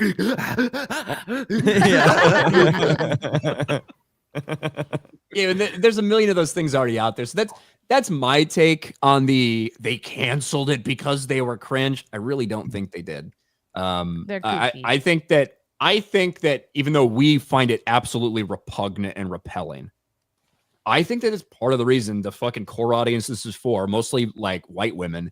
I think they find it something endearing about this friendship aspect, and I don't get it. Because we don't I don't have understand black it. friends. Just like with Barbie. Remember, there was Ari a whole has one, feminist, so I don't have to. feminist mentioning of Barbie, and we're like, how is anyone going to appreciate this? And the women are just like, well, it's really nice. The outfits. The Yeah, gays. Some things aren't made for me. Like that's just the Yeah. truth, right? And instead of like for me, just like we did with Barbie, for me, instead of being like, well, this is just dog shit and blah blah blah, I think that it just goes to further our entire point, right? Our entire point about what's happened to the IPs that we love. Like what happens to Lord of the Rings when it gets in the hands of activists? What happens to Star Wars when you get people in charge that want to turn it into a girls brand? What happens to Marvel when you try to start forcing all these characters that people rejected time and time again? When you have properties that have a built-in audience, you should first and Focus on foremost that make audience. those things for that audience because Yep. they're the ones that like it. And I feel the same exact way about female properties. If Mhm. they had tried to change a bunch of this shit in Wicked to make it more appealable to men or whatnot, or if they'd try to do the same thing for, say, the Barbie movie, I don't think they would have had the same results because their core audience wouldn't have shown up, wouldn't have supported it, wouldn't have blasted it out there. So unfortunately, that's probably not the lesson that so many Hollywood will learn. They'll be like, we need to turn more female properties, or we need to turn more male properties into female properties because look at Wicked and look at Barbie. But the truth is, it reinforces what we've been saying for years about the IPs that we care about. Yeah, but Correct. think how amazing this movie would have been if halfway through, for no reason whatsoever, Keanu Reeves comes in and just starts doing gun fu on everyone. That would have been gold. Oh yeah, I would have loved it more. I Yeah, that definitely would have. Yeah. The other thing that this also helps to reiterate is how biological differences are real. Yeah. Men and women are different from each other, and so that's why the films that men like is not the same as the films that women like. So it really also helps to prove the biological point that we've also been trying to make for several years now, because for some reason people still buy the lie. Yeah, well, Very back true. to Predator. I mean, it's a perfect example of like women didn't show up as much for that movie, and obviously it's tanking as a result. So Why yeah, would they? It's a Predator movie. exactly. He was ugly. My wife just Ew. said the whole time. My wife said that she was like, "He is so ugly to look at." I like when he put Yeah. the Can't mask get on. past it. It's not even just that. It's like they've tried to make female was like, he superhero looks movies. So badass. like Madam Web, they focused. I think it was like 70% of their ad spend on almost entirely female platforms, and still 60% or 65% of the audience was men. They just cannot get them at all into that entire genre. Yeah. So it's very IP specific. Look Well, at- Aquaman, I think, is like the one that had more women show up to because, because it was he was hot hot dude. and had his top off. That was Yeah. why. Wait, Exactly. was he But then- Disparu? Thanks for letting us know. Whoa. Damn. You thought he was hot, huh? Jason Are Momoa. you going to call Henry Cavill a 3 now just to prove you're a man? And then for the because obviously forever since its existence in 1977 there have been female Star Wars fans, right? And female whatever fans of all these different properties and IPs. Predominantly no, but there have been female fans. You know what they like it for what it is. Right? Exactly. So for all the women that we have here in the chat, all 10% of you or whatever that fucking number is, like if you guys like those IPs and like them the way they was, it's because they were the way that they were. So not only do you turn off the men when you change it, you turn off the pre-existing female audience that you already had watching. your shit. 100%. Just because I'm interested now, Disparu, you seem like you have a lot of insight into the matter. Could you give us your rating of Henry Cavill? Like, What is he saying? You saw him build a computer, Shad. you know what was going on there. Disparu's got like a tier list of Henry Cavill shirtless scenes, like chest, not shaved chest. It's going to be like when Vosh leaked his secret folder live. And at one point, there'll just be a Henry Cavill folder in the background of a video. The Henry folder. Yeah, I mean, again, going back to like, audiences showing up, like James Gunn Superman, it was made for women and emotional gay men, and they all showed up for it because that's who the movie was made for. I just wanted to piss off the few gun weirdos in the I chat. am catching strays here. You did an entire stream with Twilight merch over your entire What can I say? Dude, on Open Bar, Drinker did a poll. Man of Steel versus James Gunn, Superman by James Gunn.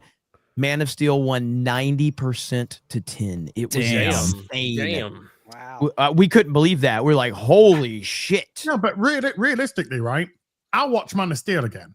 Absolutely. Right? If Man of Steel's on the TV or somebody says, hey, do you want to sit down, grab some popcorn, let's watch Man of Steel together? I go, sure, let's do that.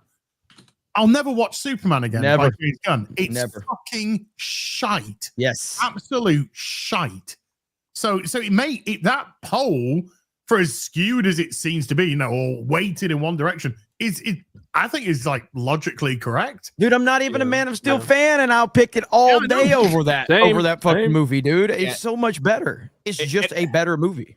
And I don't know, like, because again, it's going to depend where you poll, right? Grace Randolph made a poll and it was almost even. And, then in Drinker's chat, it's obviously overwhelmingly Man of Steel. And some of that could be recency bias and stuff. However, I think it is very, very clear that James Gunn's Superman did not hit the same way they had hoped it to or wanted it to. Despite all the shit they're saying about how much fucking money it made, it didn't, right? Despite all that.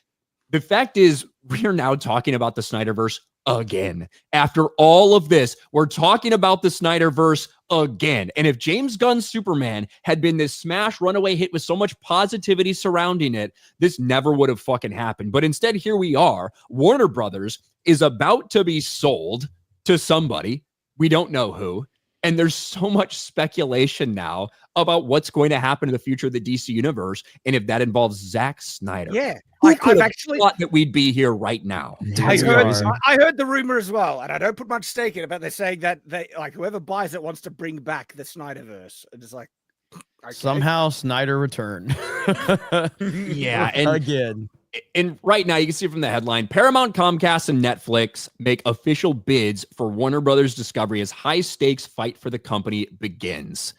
So they all submitted bids, and, Paramount has been trying to do this for a little while now. They were kind of ahead. They tried to sweep it out early before a lot of people had a chance to do anything. And it feels like these are the three major players that have now officially emerged. Paramount, Comcast, so basically Universal, and Netflix. And all of those come with very different things, including, Netflix. Netflix has promised to, if they do buy it, keep a bunch of things in theaters. But I don't know, I guess, why wouldn't you? But then why do you want to get in the theatrical game like that when you've been so limited into what you want to do theatrically to the point where people are mad that only IMAX is getting the fucking screenings for Chronicles of Narnia that comes out a year from now? I have always thought Paramount would get it at the end because they seem to be the ones that wanted it the most. And now we've got all these ties to potential Middle Eastern funding and Saudi Arabian funding and shit like that. Who knows what the fuck can happen? But Warner Brothers Discovery is getting sold one way or the other in about a month. Yeah, and I heard this. I told you about this clip earlier, Ryan. I'm going to see if I can share it because this is a clip of Grace Randolph talking about this situation. Let me see if I can share my screen because I have just started doing research on all of this. This is pretty interesting what she says right here. Let me know if you guys can hear this. She's talking about Paramount. So here we go right here. Here we go. Hang on. I got it. No audio. Let's see how that strategy works out for them. Some people feel that Hollywood has gone too far to the left. But it's understatement. Then have the pendulum, her eyeshadow right in the middle. But now it seems like we're swinging back in the other direction very aggressively. Like I, for instance, don't love, the idea that Paramount wants to bring back alpha male culture in Hollywood. Let's go. Let's go. I love that idea. Bring it alpha male somewhere. culture isn't made for you. Exactly. Yeah, exactly. Just include it. It doesn't mean you have to replace your Wickeds and your girl stuff. Exactly. Include the alpha male shit too. Yep. I can't even focus on what she's saying. I can't get over the makeup. All right, here we go. and that would undo a significant amount of the representation that we've seen. You know, I think you want more of a balance for No, you don't. sure. No, You fuck don't 'em. want any. Fuck I 'em. think you don't want anybody to feel Get left 'em out. out.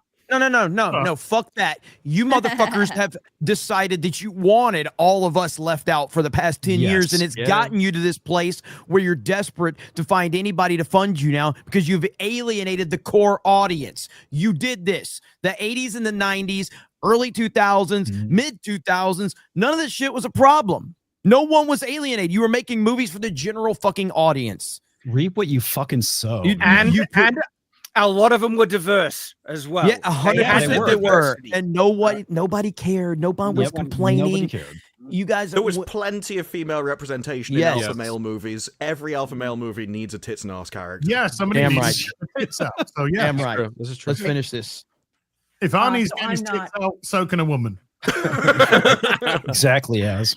So pleased about this going entirely in the other direction. And then also, of course, they're going to do a UFC event next year on the White House Come up lawn Paramount. for Trump's birthday and for the country's 250th anniversary, which will be produced by Paramount. Let's go. Let's Oh, yeah. So I mean, Damn. I love, like, if that's what Paramount with the Ellisons, if that's kind of what their mindset is, if that's what the discussion is, I'm all for that. So all of that conversation is stemming from an article that came out a week and a half ago, maybe, I think from Variety, that was talking about David Ellison and what's happening, you know, with this new push for Paramount Skydance, right? After this merger with Skydance and him potentially wanting to buy Warner Brothers and what this means for everything. And it was in that report. It's not like Paramount came out and they made some fucking news statement and said, we're bringing back alpha males. That's not exactly how it worked. It was a story from Variety where, according to some insiders, they felt like that's the direction that they wanted to take things. And that doesn't mean every fucking movie, but it means things that are in general a little more appealable to middle America, who they feel like they're being underserved right now.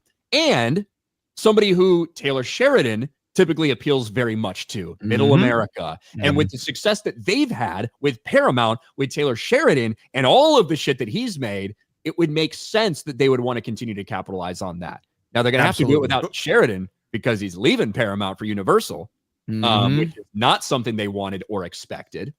But I'm certainly, there's a hunger for that right now. And also, Grace, if one company does that, it's not everybody. Like, what are we talking about? If one company decides to focus a little more on that, it's not everybody. You can still have your dog shit that you want to fucking lap up like the dumb bitch you are. You can still have that.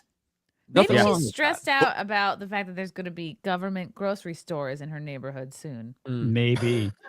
But also, that statement from the media, it was one of those where they list what they think are all the worst aspects of a character, and everyone listening just goes, that sounds amazing, you don't need to sell him on me anymore. So they tried to use that as a fear mechanism, and instead it was like, no, I want that. Yeah, I think the other thing too is that probably what the fear is when somebody stands up and says, we're going to do this, others will also follow. So there's also that as a possibility. Don't you think it's also a bit of a sort of damning indictment of the homogenization of Hollywood? Yes, absolutely. You mentioned one thing and she thinks that it's just going to homogenize everything because everything's just so fucking homogenized right now. No, you know, she's speaking like she has no clue what different demographics are, different genres are, different, you know, whatever appeals to different ages and whatnot. It's like she just thinks once one thing's introduced, everything is going to be exactly the same.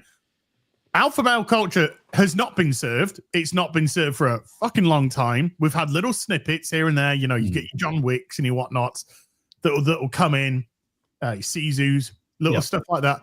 But in terms of mainstream, you know, like massive mainstream sort of tentpole movies, Maverick is the only one that I can really think of that is very much like an alpha male type of movie. Other than that, it's like you're never going to find alpha males in a Star Wars. You're never going to find alpha males now in Marvel. In a Star Wars. Yeah, Grace, we just want some diversity. And really, I mean, the alpha male simply just means like a movie for, I think Ryan said it, for middle America. That's really all it is. Like, it's not even like, we're not talking, I mean, dude, we'd all want like 80s action hero, like, you know, Arnold and Sly again, for sure. But we're just trying to talk about things like the early seasons of Yellowstone, Top Gun Maverick. These aren't over the top like alpha male, like beat your head over it. It's just her though. I know. Is a man that has his own mind. Correct. Yeah. Correct. Like, That's it's what just alpha male is to her, and she's fucking petrified of that. Right. it's just traditional masculinity, and they think that's some type of extremist, representation or view. Alpha male stuff is like, no, it's normal male. It's toxic, media. Shad. Yeah. So toxic. And I don't like the idea that Warner Brothers is getting sold. I don't either. I don't like the idea that one of these companies is going to scoop this up, because between Fox merging with Disney, I don't think that's worked out very well for any of the fucking properties involved with Fox. And ultimately, you're just going to be left with a handful of big studios. And, the less competition you have, the less likely somebody is to try to break out. Now, again, I like the things we're hearing from Paramount Skydance. I don't know if that's going to happen. We can hear all we want about the Ellisons and Trump and all this stuff, but what are they actually going to make? What are they actually going to do? We'll see. There's a lot of things they have to fucking turn around at that company. Competition, Star Trek, Yeah, competition is good. It's very important, and consolidation is never a good thing for the audience or the industry. And then you add in the idea that, look, now we heard reports from Comcast that they were going to potentially go in with Saudi financing or Middle East financing from somewhere. And then we heard another report that Paramount was looking to do the same exact thing. Paramount came out and denied that report, but I think they more denied it because it's not like official and not supposed to be revealed, rather than it didn't happen. So it looks like there might be a situation where you do have these foreign interests that have a lot of potential say and investment in these American studios, which brings its own set of complications. And what does that really mean? And okay, no gay people, but also no tits and ass, like obviously that's probably not going to happen with some of the countries we're talking about that are involved, but that's something that will go through people's minds when you think about that. Yeah, I do find that to be very concerning when it comes to foreign influence in pop culture and entertainment in our country and in the West. Yeah, we've already got enough, right? Yeah. To Ian's point about the competition is good, do we really have competition now in Hollywood? Not because, really. as was said, like Grace isn't wrong when she talks that like homogenization across Hollywood. They are all the same. They do put up all the same kind of movies. They all agree on everything. They all have the same ideology. And so we are only getting one type of movie and everything else. So if there's a guy come along, even if it requires Saudis to do it, like if they don't own the company, they'll have input, but they won't have control over everything. And that will actually lead to some kind of competition. At the moment, Warner Brothers isn't competition, but if they get bought out by Paramount, they might actually become it. It's going to be interesting because when do we expect? Do we have a timeline on when this decision for this? Before Christmas. Think probably. So? Okay. Before Christmas, in all likelihood. The one thing I was gonna say, as far as like the competition, Warner Brothers, surprisingly, despite everything crazy going on, at least when it comes to the theatrical releases, it's the only studio that's actually like profitable this year. Like, Disney is like $1 billion in the hole, and they're like $100 million in the black, which again is very surprising based on everything that we've seen from them. But they are a very valuable property, like in certain ways. They've got a ton of great IPs, right? Yeah. And I think that's one of the reasons you saw them. And I think this was What's His Nuts plan the entire time, was to try to do something like this and to announce these things, announce a Lord of the Rings movie, get the Harry Potter thing into production, get all these fucking IPs chugging along, so that even if you don't know what you have with them yet, it makes it more desirable to buy. So people remember those things and realize those things are already in the works. And the idea of Universal wanting to buy Harry Potter with everything that comes with it, when they already have such a big partnership with them when it comes to their theme parks and all of that stuff, makes a ton of sense. The complicated thing is going to be if they want to strip the thing down for parts, right? And Netflix wants the streaming and the theatrical releases, but doesn't want anything to do with the distribution stuff, or not the distribution, the normal linear television type of platforms, because I could easily see that happening. Then what happens? That's when it starts to get complicated. Because I can't see Netflix want to get involved in that. Go ahead, Az. Splitting apart or stripping apart. Ubisoft look like they're on the verge of being taken over by Tencent completely now. It seems like it's going to happen, like completely. And they are going to no loss. That 70%, which they didn't take initially, which they're now going to take, they're going to get the fuck out of it. Yeah, like it's a fish. over. Which nobody is upset about this. Yeah, by the way. it needed to happen like 10 years ago. I mean, I China is a complicated thing, but they have made some sexy games. And so, you know, if they're going to make some good stuff with the Ubisoft IPs, I'm like, sure. All right. Again, that's great. And I love Black Myth Wukong. It is a fantastic game. But my concern is that that's the bait. And then they start slipping in their own propaganda. That again, it's the foreign influence. Yet another foreign influence. You're getting evil propaganda. They were already foreign country for right Canadian now. fuck. It's like if your argument is that China wants to destroy America, so are the people that are making your stuff now. They're not making America great. So I'm not really sure that China can do much more damage. No, I get the point. But the issue is it's doesn't fix anything, right? It's still going to continue the problem that we're already having. All I know is China's not going to have diversity in their games, so no. I'll take my wins where I can get them at this point. Might for the villains. I know it's just another example of a thing about that. Actually, you know, I'm just saying. Just another example of a AAA or fucking quadruple A studio going under, and we see all these great AA and single A people coming out here and making great games. Expedition 33, fucking amazing game, right? Yep. Like tons and tons and tons of small employees. Oh yeah, that's how all these companies formed in the first place. They made, like, look at Valve. It made Half-Life and grew into a massive company. And so we might see that happen again. It's just built from the ground up over time. And it should be mentioned that Ubisoft went insanely woke. All right. Massively. And lazy. They kept making the same games over and over and over again. Yes. And yes, chat, we are talking video games because Gary's not here. And made Expedition 33. The reason why they left Ubisoft is because they're creatively stifled. Right. Because Ubisoft haven't made a different game in fucking 12, 13 fucking years. It's the same. How can we put towers in this? Yeah. To climb up. There was one, they did a car game and they still somehow managed to make a car drive up a tower to discover an area on a map. If I was Gary right now, I would say, you know, I knew from the moment I walked in the arcade and saw Miss Pac-Man that all this shit was going on. It was like we peaked. Miss Pac-Man was the beginning of the end for gaming. Should have known. Exactly. Video games aren't for girls. What is this shit? Only mobile games are. And then I cracked it open to fucking steal quarters to buy meth or something. That would be that would be the story. Oh shit, that's good stuff. We did get speaking of Warner Brothers, and I know Gary isn't here, so I'll keep this part short, but I know Gary would want us to cover it. We already do have some big renewals for some Game of Thrones spin-offs. Yes. That is House of the Dragon has already been renewed for season 4, which that was kind of a given. And you know, season 3 is supposed to air next summer.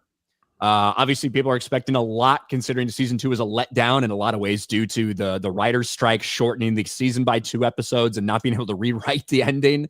So a lot riding on season 3 for them, but they've already gone this far. Season 4 renewal, not crazy. But we also got a renewal. Yeah, for something we have not seen yet at all, which is Knight of the Seven Kingdoms renewed for season 2 before we've seen a moment of it. And Shad, I'm actually you are looking forward to fucking this happy. one. I love this, man. I'm so excited for it. Look, maybe I'm overconfident, okay? But if they just do the story justice, I think it's going to be great. And the second arc is really good as well. And so I'm pumped. I'm like, bring it on. Not a Game of Thrones fans, but this looks good. I'm looking forward to it. I think that anybody can watch this, and like even if you don't care about Game of Thrones, because there's not going to be you'll know the names and you'll hear things like that. You'll hear surnames and you'll see, you know, coat of arms and stuff like that. However, you don't have to be a Game of Thrones fan to enjoy this little mini series, because it is very much just kind of a traditional type of story. Yeah. Right. That just takes place in one spot. This actually was my entry into the Game of Thrones universe, and it was so tonally different from Game of Thrones. I never connected the two. Game of Thrones came out, and I didn't realize it was actually the same universe.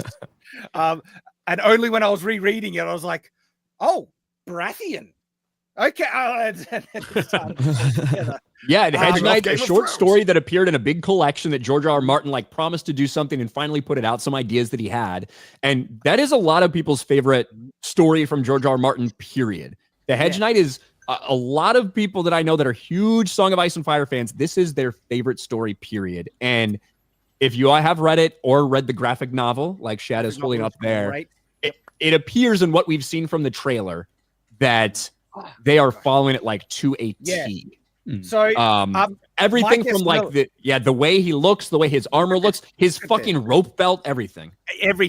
And so Mike Miller, he's the artist of the graphic novel. He also did my graphic novel. And so we did a full live stream breakdown of the similarities between the graphic novel and what we've seen in the trailers. And the reason why it looks so good is Mike worked directly with George before Game of Thrones came out. So George was more available, and there was heaps of back and forth to get the graphic novel to look exactly like.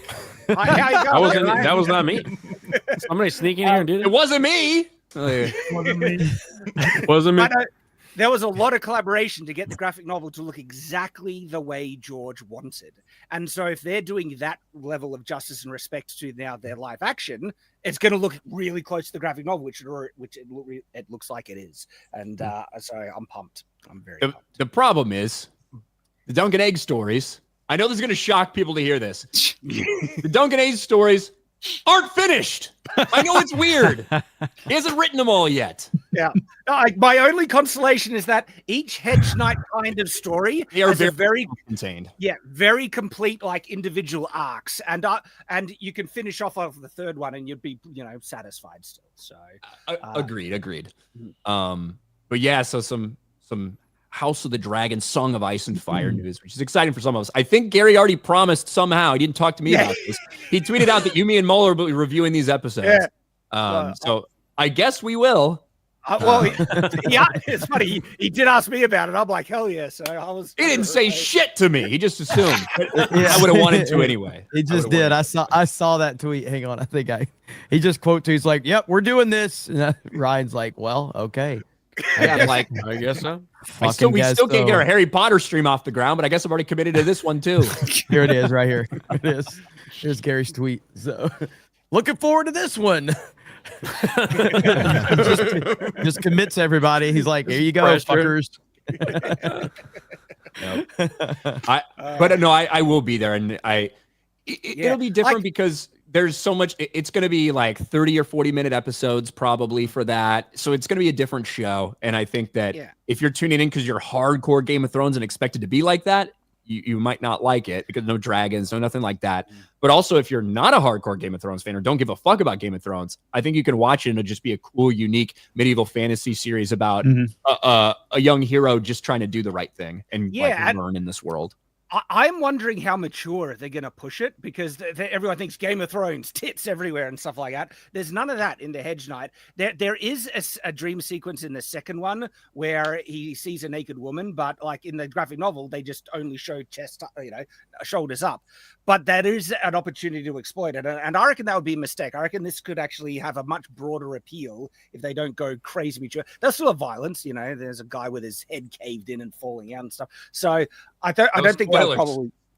I'm not saying who, Ryan. I'm not saying who. Right? They said that for Game of Thrones, that one of the reasons they did that is because they had so much exposition they needed to say. They didn't think the audience would actually pay attention, and so if we said it in a brothel of people speaking to each other, they'll stay and watch the show.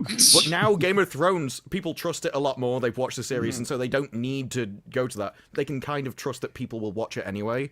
And like the renewal of season 2 before season 1 already airs, do you think that's them like showing that they're really confident in it, that they feel that it's going to do well? A little bit, and just getting ahead of the ball and getting their stuff going. I think a lot of it also has to do with showing confidence for the upcoming sale. I think that type of thing has a lot to do with that shit too. But I mean, realistically, they have so much invested in House of the Dragon that they're finishing the story. So the season 4 thing, they're finishing it no matter what. Even if this next season is a disaster, they've already gone this far. With Hedge Knight or with 97 Kingdom, it's a lot cheaper. It's a lot cheaper to make. It's not that big of an investment for them. So, but But Gary, what do you say we start getting to some of these super chats that came in? Thank you, everybody, by the way, for being here. We know it's weird with Gary not here. He is in Egypt right now. He's fucking sleeping right now. In fact, let's see, what time is it over there? It's 1:20 in the morning. So he's still got a couple hours of sleep before he wakes up for his fucking plane. I think there's actually more people watching tonight than when Gary's here. Don't tell him. Don't tell him. Listen, All all I'm saying is there's been a lot less mistakes with Ryan driving the ship. We were on time and everything. Yeah. One direction. It was nice. This might be a bad thing. Gary might think that We were on time. It's almost like the producers aren't the problem. this could be an issue. Gary might realize that, hey, I'm not needed. These guys can run the show. Don't let him think that.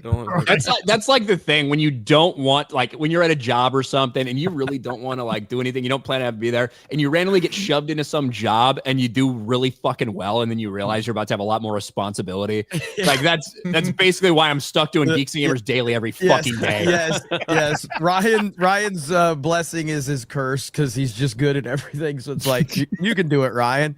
Just like when Garrett hit me up, I'm like, fuck, I'm supposed to do Cobra Cast. Like I call Ryan. I'm like, Ryan, Ryan answered my question before I asked it yesterday. He goes, I got it. Don't worry. Like, all right. Cool. Yeah, I was like, yeah, we're good. No worries. That's fine. I knew what it was going to be. Like, I know you had no fucking idea about what's going on with Wicked and all this shit. So, Yeah, it's all like good. like you said. Thank God for Leslye Headland saying some dumb shit. Yes. Yeah.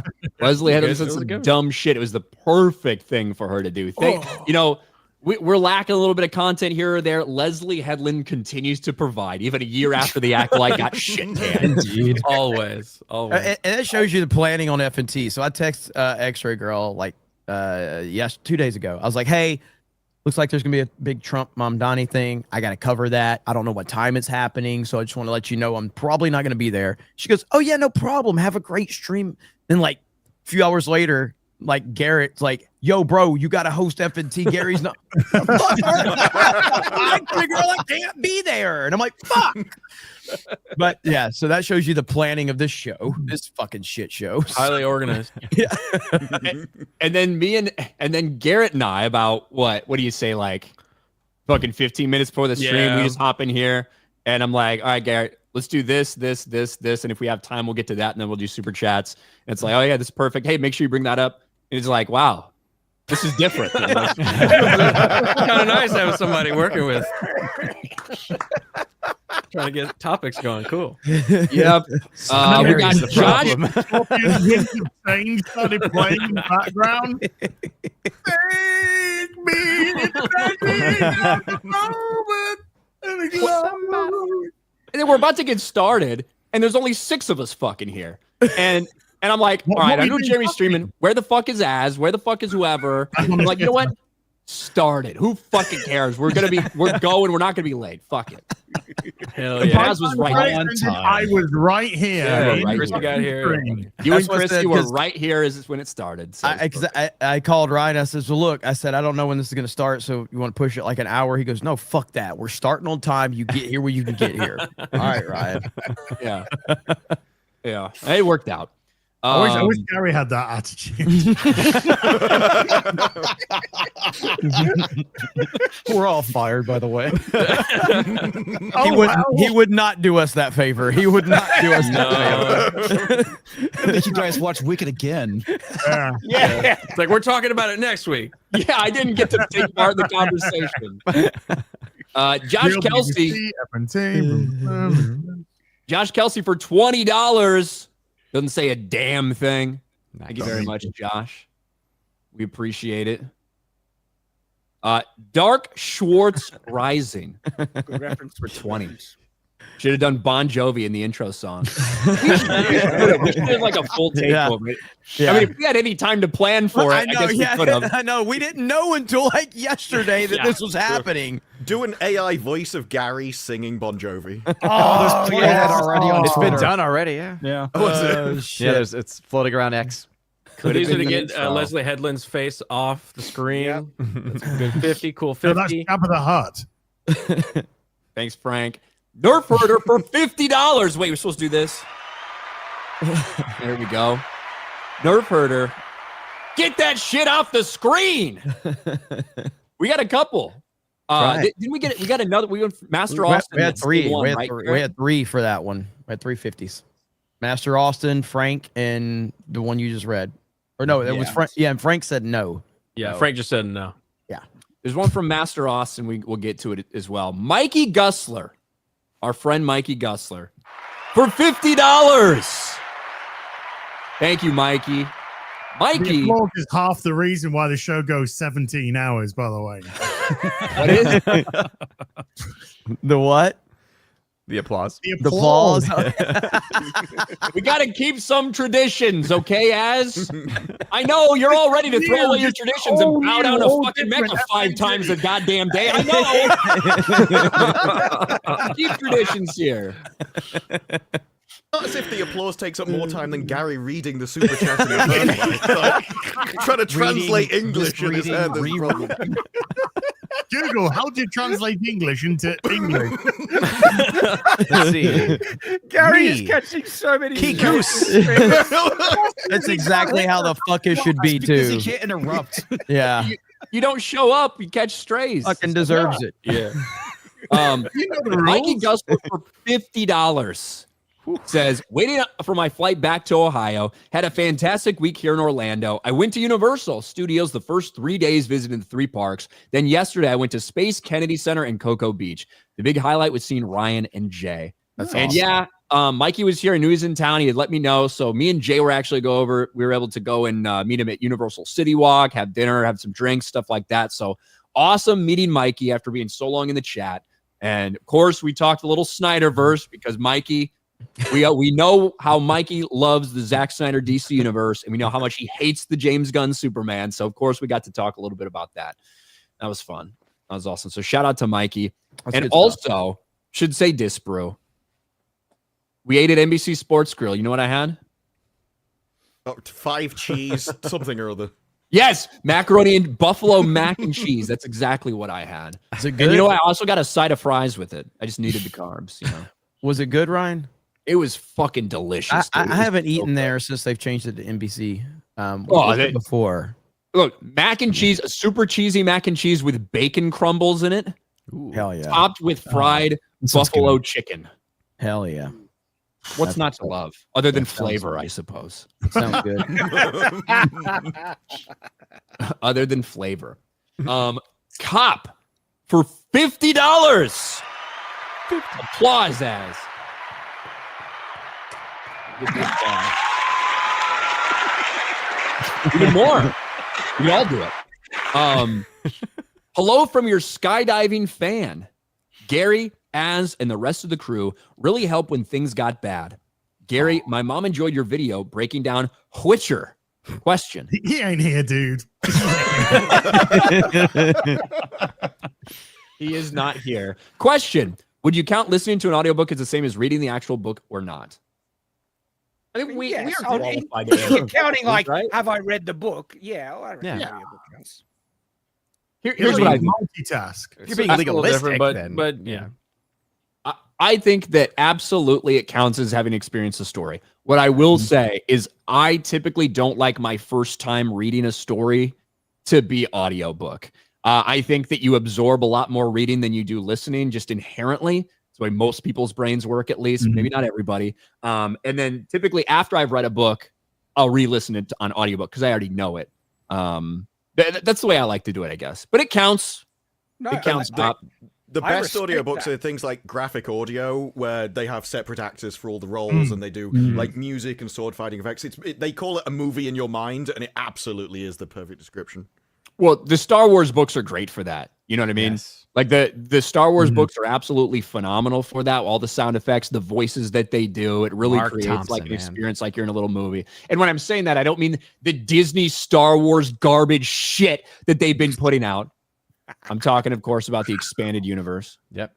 Especially by Mark Thompson. His audio work is phenomenal. He's great. And the new Harry Potter audio, the full cast audiobook is really good as well. Highly recommend anybody pick that up if you're a fan. So, Waiting for the Asteroid for $50. Aren't we all? Yeah. I love the Wicked play and was interested in the movies, but I couldn't stand Cynthia or Ariana and their gay shit and lost interest. I'm surprised Cynthia didn't shave down 2 of her fingers just for Ariana. Wow. Love from Cali and hail the fellowship. That was There a you great go. super chat. That was Wait, good. everyone's waiting for the fucking asteroid at this point, aren't we? Yeah. Yep. Pretty much. So sudden. That was applause for the asteroid, I think. That wasn't for the Honda. That was for the asteroid, man. That was for the asteroid. But Peter for $100. Not an asteroid. Not an asteroid. Peter says, hey guys, been listening since 2020. First time super chat. I don't know what the gay one is, so I can't hit it. I'm not sure. I can't hit the button for the gay one, but just imagine the gay music from Gary. Why are you gay? There it is. It's my birthday today. Happy birthday. I wanted to say thank you. My wife decided to divorce to find herself after 6 years. It's been 4 months, and watching all of you has really helped me through difficult times. Sorry. That sucked. Happy birthday. Fuck your ex. I guess that's the best way to put it. So. That would be completely out of order. Yeah, that'd be messed up. What if It's she was against the bro code. What if she was really hot? We're not going to do that to Peter, Shad. Sorry, Pete. Sorry, Peter. All people. She's What the ugly. hell, She's Jack? ugly I on the wouldn't think inside. about a second one. She's ugly on the inside. Yeah. I wouldn't. I was just asking guys. She looks like Leslye Headland Play does. that host role. I'm just glad he's I been, would have 100% Thank said you, last Chad. Thank you. I'm just glad he's been listening since 2020. He's probably not pissed off at this fucking Well, horrendous this is his last response. fucking show, mate. So, you know. But First time super chatter, fucking last time listener. You guys. Thanks, Shad. But Fuck you, for yeah. real, Peter, like we hear at all the meetups we do and the people in the chat, and whether it's through super chat or regular chat or whatever, emails sometimes, we are just a bunch of fucking retards talking about shit we care about on the internet, right? Mm-hmm. Yeah. And I think that's how we view ourselves. That's how we've always viewed ourselves and how we'll continue to view ourselves. But it's always really humbling to hear stories like this. Because there's a lot of people that do just tune into this for some fucking enjoyment. That might be enjoyment at us losing our fucking minds over having to watch the dumbest shit imaginable, but it is just something that takes your mind off the bullshit that everyone has to deal with in everyday life. So I know a ton of people that have stories like that, in terms of helping get through some shit. And it's always very humbling to hear, man. So we're just glad to be a small part of helping you get through it. Yeah, Hell yeah. Happy birthday. Yeah, happy birthday. She's got her mouth full. I did want to get Matt because I went back and found it. Master Austin. Yeah, I'm resisting the urge to make a wife about it. Yeah, like a good wife. What are you eating, by the way? They're Those German marshmallows? gummies. Yeah. Oh, Oh, okay. Is it German? Mm-hmm. Yeah, I'm looking for a That's joke. good. looks So like pinky in the brain. Yeah, it does look like that. Master Austin did in the middle of when we had Leslye Headland up there a $50 super chat from Master Austin. So thank you very much, Master Austin. Hell yes. Also, we should make this note because since Gary is not here and X-Ray Girl is also not here because they're fucking sleeping their happy asses off while on vacation while we're doing the stream. We do. Is this right, Garrett? We do not have access to Streamlabs. Right. Yeah. I don't get those notifications in the email. So Gary will get those on a square up when he gets back next Monday, probably. Well, Highly in fact, here, organized. let's make a note, Garrett, for the big ones that came in there, because I know I'm sure we'll have some big ones. For the big ones, just like the big ones on this stream, we will take care of those next FNT. How about that? We'll read those where they deserve to be read. That's our fault because we can't Nothing we can fucking do. So we should just we will make promise sure now. to get those big ones just like we would on We should promise on Gary's behalf for him to do it on a stream like this week and be like, yes, on Tuesday he will read these at this time. On the plane. On the plane. Yeah. To the pilot. Make him To the- buy he'll the say to the Wi-Fi pilot. on the plane and have to stream from. We should make him read them with "Living on a Prayer" playing suddenly in the background on repeat. Just Yeah. looping. Yeah, Yeah. just looping. Yeah, absolutely. Phil Mitchell's Fist for $20 with sad Jimmy Kimmel. It's not just we'd rather watch you guys review versus a movie. It's trust you've established. Ergo, if you recommend something, we'll watch that again because of the trust you've earned. That thing the studio's lost and betrayed. Yep. But which of us do you trust? Authenticity is the only credit that we can bring, you know? Yep. But which of us do you trust if Shad likes Predator Badlands and I hate Predator Badlands? And Twilight. I have good taste. Cinderella. Look, can we stop being homophobic? I was right about Cinderella. Don't even come at me with that one. Hey, I'm with you on Cinderella. Awesome. It's a solid Cinderella's pick. awesome. Yeah. Cinderella's awesome. Yeah. Go That watch is a great- Primal. That's a great movie. You know, we didn't talk about the Moana trailer getting absolutely fucking annihilated. That is Really? trash. Wow, I'm actually surprised by that. It is trash. It's It's Live a action CGI movie, fest. 90% animated. Yeah, like it's so dumb. Like you got an animated movie that did very well. People liked it, and now you've like live action, which it's like it's not even. It's within 10 years of the original. yeah. Fucking hell. It wasn't even live action. And that's the thing, like we've seen from these fucking trailers, right? It's very rare for a trailer to get overwhelmingly disliked and then recover from that when it actually comes out. I think one that comes to mind, maybe the only one that comes to mind, is that first Minecraft trailer. That first Minecraft trailer got annihilated, got ratioed. Yeah. And obviously it came out and did very well. But that Moana one, especially with the bombs we've seen from Disney live action. Now, Lilo and Stitch was huge, right? $1 billion for them. I'm sure they're very happy with that. But a lot of other stuff that come out. Snow White came out this year. It seems like forever ago. Wait a minute. Snow White came out this year? Yeah. In March, I think. Early in the year, yeah.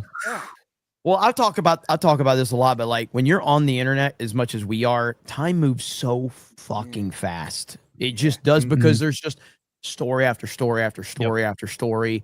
You know, it's not like when you have a real job and you're like, you know, fuck, this day's dragging. I'm ready to get the fuck out of here. I'm ready to get home and play video games. Like every day it's just like shit just happens. And before you know it, years have passed. So it feels like 2025 has flown the fuck by. Maybe that's just because we're all getting old as shit now. That's just fucking wasting Speak away. for Maybe yourself. yeah, it's true. It's Hey, depressing. do you know what? We haven't said it. Sorry to derail for a sec, but I just want to give massive shout out to Nate the lawyer. Oh and- yeah. Prayers Green for sorcery, Nate. yeah. Okay. Absolutely. That's Yeah. fucking rough. Yeah, so like- Nate the lawyer just was it in this past week announced out of nowhere that he had a brain tumor and he had to go into emergency surgery. The surgery got delayed by a few days because of the severity of the situation. So I believe that they brought some more experts in to help out. He went through a 12-hour surgery. Jesus. He came out of the 12-hour surgery successful. I believe that they got 95% of the mass out. That's great. The remaining good. 5% is not believed to be cancerous. Unbelievable story. And so you know, prayers up for him, his family. It's just great. unbelievable, man. So yeah. So Yeah, that's what tweeted my earlier mom today. had. You do it while you're awake because they want to make sure they're not like scooping out some like important bits of your brain. Lord. wait, what? Yeah. It's a I think it's what my mother had. It's probably like a glioblastoma tumor, and it's like, you know, the tumor kind of like wraps around certain parts of your brain, which is why they can't ever remove 100% of it, because there's always going to be some bit of it wrapped around like an important brain piece. I'm not explaining this well, but No, I get what you're talking saying. about. It did, yeah. Yeah. So hold on though. Like, I want to go through this process of you staying awake so they can tell if they scoop something wrong out. because like they're If like, they, oh, if they it's scoop something poking. wrong out, they just put it back in. No, No, that's why they have to be really stimulate careful. parts of your brain, and Yeah. they're like, "Do you know Disparu your own knows. name? Can you do the language and everything?" They do like tests as they go along. Fuck to make sure that me. it's not That's fun. dude. That is horrifying. I'd So, rather die. Seriously. That sounds crazy. So the same day that Nate was having surgery, I was having a minor surgery on my back for melanoma. And Way to make it went, about you, Jeremy. No. I'm not. No. What I was saying was all I was thinking about is that nothing. All I'm thinking is like, this is nothing compared to what this dude is going through right now. Like, because I didn't like being in the situation I'm in, and all I was thinking to myself was, dude, this ain't shit, dude. Nate is sitting there having a 12-hour surgery right now, which is unbelievable. Like, I can't even comprehend that shit. And now you're telling me he had to be awake during it? I didn't know that. And you're having this like little tag taken off that's like 99% chance cancer free anyway. 100%. And so I did not even know that he was awake. Is that for real? Like, we're not bullshit. Like, Well, we don't know about this specific surgery. That is something they do in brain. Like my head is spinning to even process. One thing to go under, like to go, okay, you're going under. Yeah, that's scary. But if he had to stay awake, at the same time that he was having that done with his brain, that you were then having the melanoma looked at, I was having blood taken and I bruised. No shit. Oh no. I think I skipped a meal at that time. You got the worst of it. I stubbed my toe. How about that? Let's keep this train going. I think this. I was watching Wicked at that time. So yeah, me too, man. It was really bad. It was basically the same. It was rough. I'm just saying. Yeah, somebody is saying he doesn't feel or see anything. That doesn't change the fact that he's having to be awake during it.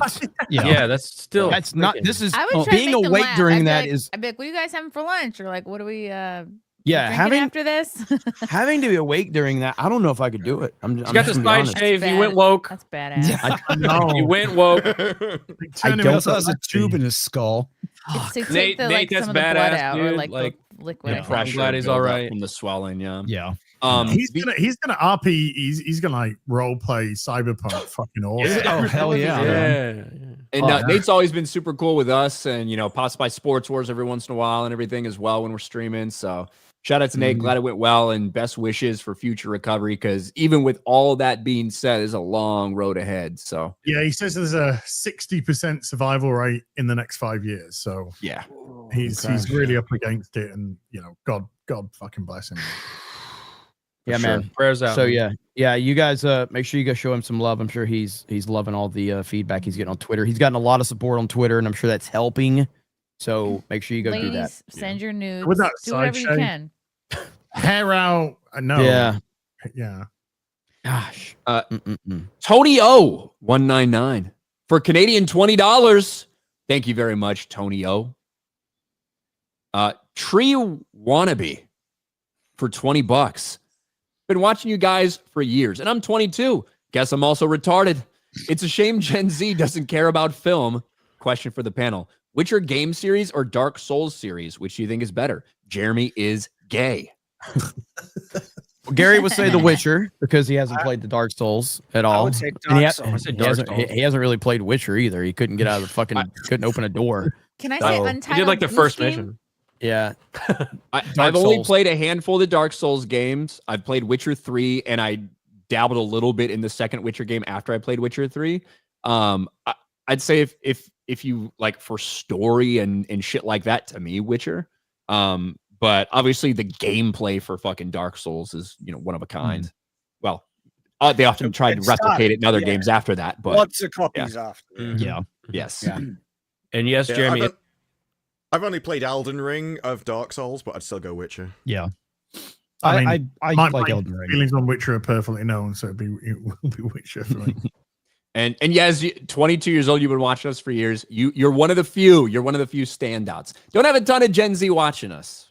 Nope. Some. You could see in the chat when you started talking about that, people spamming. And sometimes you just find 22, 23, 24, but a lot of, 45s, 58s, stuff like that. Yeah, a lot of young people. Who, 58s? Yeah. How old are you? 50. You don't look it, girl. It's because he's bald. Like, is there some point when you're bald, like when you first go bald, as you felt like you look older, and now you feel like you look younger? I don't know. I shaved. I made the decision to shave my hair when I was 34. So I've been bald for 16 years now.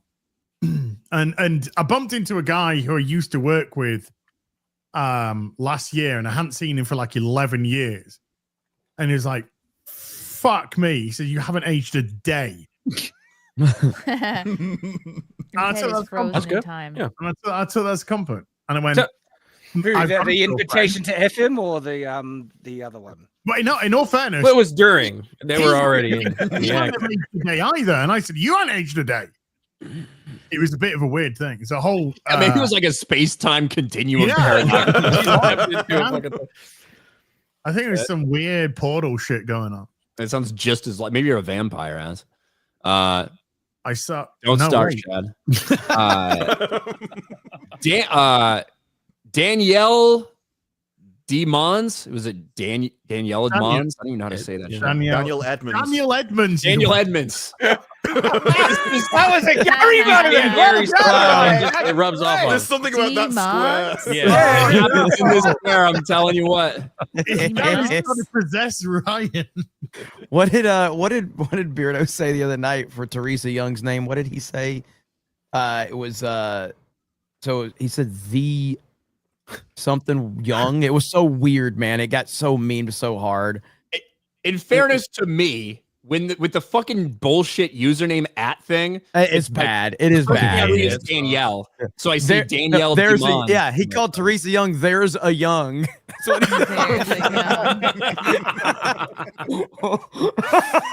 a Young. That's a little bit concerning. Yeah, you can't be saying that on the internet. I get ready to disavow that real quick. The names are awful. It's a terrible decision by YouTube. And I brought this up earlier on Android. When I'm on my phone, it doesn't show the channel name anymore. It shows the channel @ and it doesn't show you how many subscribers the channel has anymore. You have to hit more to see how many subscribers the channel has now. So it's changing everything about. They're devaluing subscriptions and the connection between Yes. audiences and the channel. Absolutely. Yep. Absolutely. Yep. My YouTube rep literally told me that subscription means nothing. It's a vanity metric. That was directly from my rep. That's how, and so it makes sense that now they'll get rid of the count because. So Daniel Edmonds for $20, super important. Sarah Bond was brought to Tyson Foods board of directors to protect bonuses. Nebraska Food Supply got shut down effective January 20th. I got fired. Damn. Sorry, man. That's terrible. Sorry to hear that, man. Yeah. Sorry to hear that. And go work for Purdue. Fuck them. Right. That's true. Work for Disney. They'll give you like hundreds of millions. You can pocket fuckloads. They'll never know. It's great stuff. A jackass of all trades for $30. Christy shows her tots, or this super chat gets charged back. At the very least, Ash shows his. The baby would get upset. Is that enough? There was no hesitation there at all. It was like I've waited for this moment. No. When a man loses his pride, everything.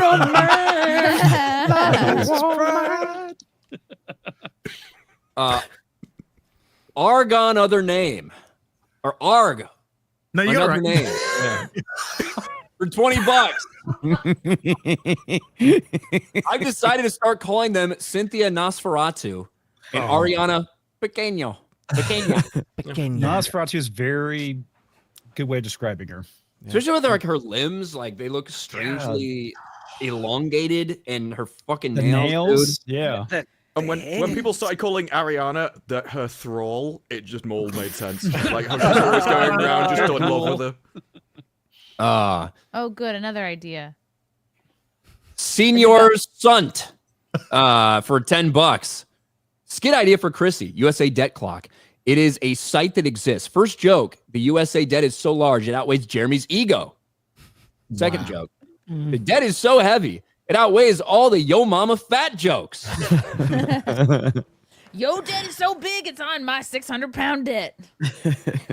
You know, even if I had showed my boobs, I don't think I could like show my face. We're still here on again. that. Because no, I've been thinking about it. I don't think I would get the reaction that I deserve, and I think it would bother me to the point where I just The fucking woman answer if I've I would ever. have No, to listen, leave. listen. When we I ask, wouldn't be when we ask to appreciated. see your boobs, no one gives a fuck about your feelings in the situation. Okay, about our feelings. well, they're what would- atta- so, Chrissy. they're attached to my feelings. Chrissy, ideal situation.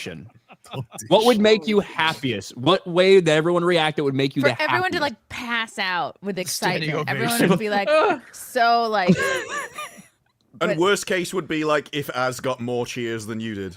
everyone would be like, wow, like applause. Whoa! Slow What if we down like there, started partner. laughing or We didn't whatever? get a super Not chat for that yet, not Az. because of the I'm situation, right? commando over here, man. I'm commando. Yeah.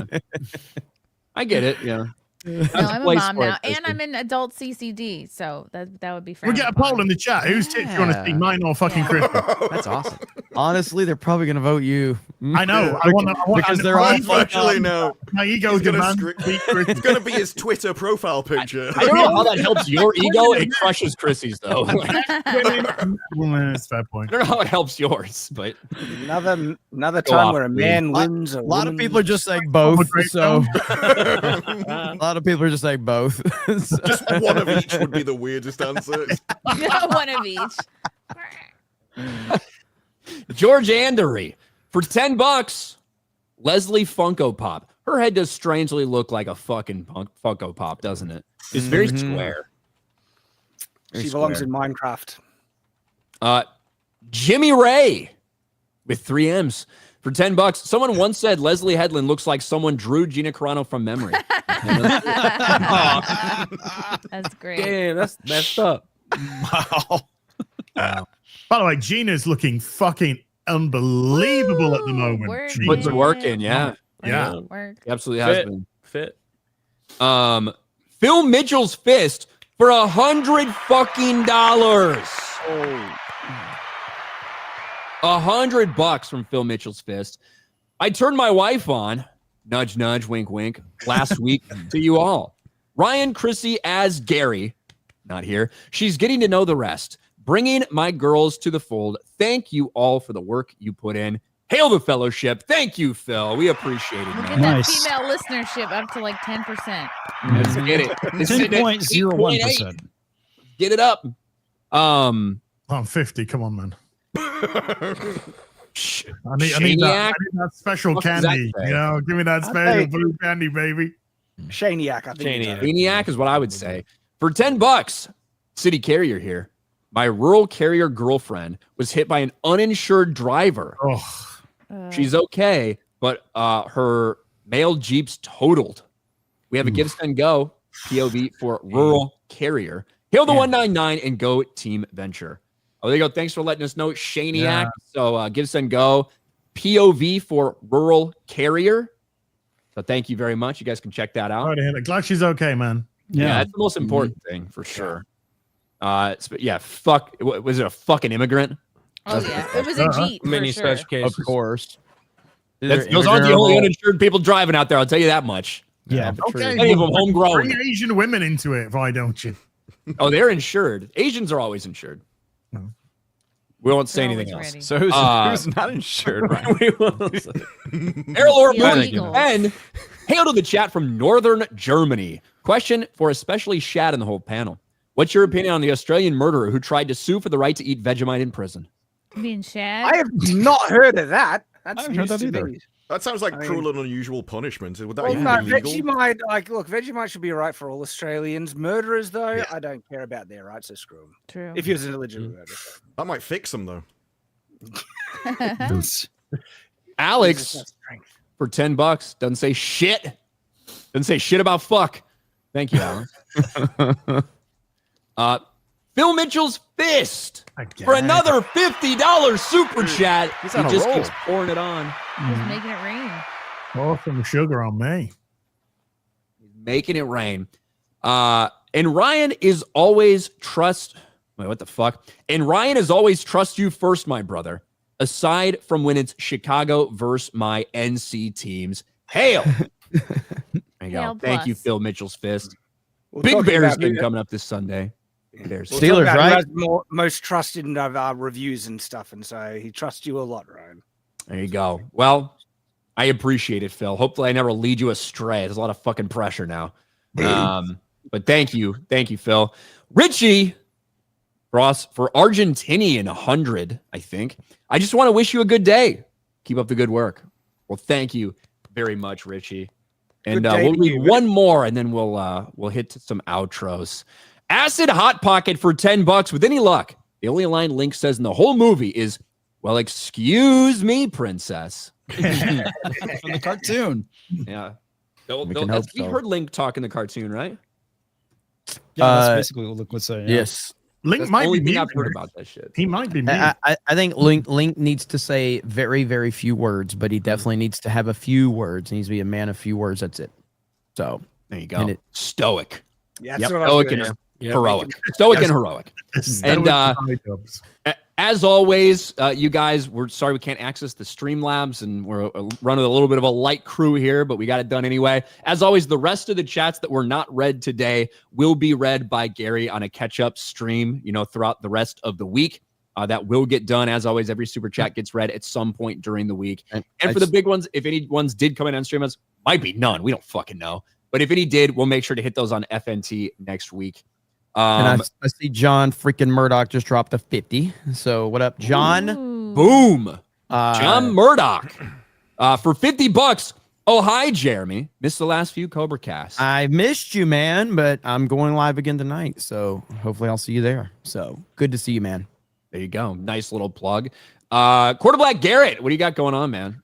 Not much. Hopefully, Gary will be back for this Sunday for Forbidden Frontier, and we can talk all about Egypt and all that Hopefully. fun stuff. Either that night or maybe later in the week, we can do a surprise show during the week. But that's about it. Don't have a show on Thursday or Tuesday, Thursday anymore. So check me out on Monday for Bay Staff Mondays with Adam Krigler on his channel. That's it. That's There you go. Thank you, Quarter Black. And thank you for holding it down solo, Garrett. Appreciate it, man. Yeah. Chrissy, what do you have going on? Hello. Simcast Sundays, 9 p.m. Eastern on my channel. I'm doing stand-up in Westchester, Saturday, December 6th, for a good cause. Go to my website, chrissymayer.com for tickets. And next week on Nightmare, I have, I think on Monday, I'm having comedian Carl Haupt on. And Tuesday, I'm having comedian Kristen Carney in studio. So that will be fun. And yeah, subscribe, etc. Don't ask to see my boobs anymore. You missed your chance. There you go. That was it. Odin, what we got? Yeah, Salty Saturday stream tomorrow on the Salty Nerd Podcast channel, 1 p.m. Eastern Time. Should be fun as always. And then Box Office Breakdown will go live sometime around 2 or 3 p.m. on Sunday. The video version on my channel, and then my article on geeksandgamers.com every week. It's going to be a huge weekend for Wicked. Going to be very interested to see exactly where it ends. There you go. It's going to be big. It's going to be big. Shad. I am dropping a review of this bad boy, Orcrist. Ooh, check this one out. And so It's very nice. we put this through its paces. You can see Oh, the no. scuff marks. And this is a serious sword. It's Hell yeah. functional. It's actually wicked. And the full review will be dropping very soon. Like for me tonight, probably. Actually, it might be in a day or two. But anyway, it'll be coming very soon.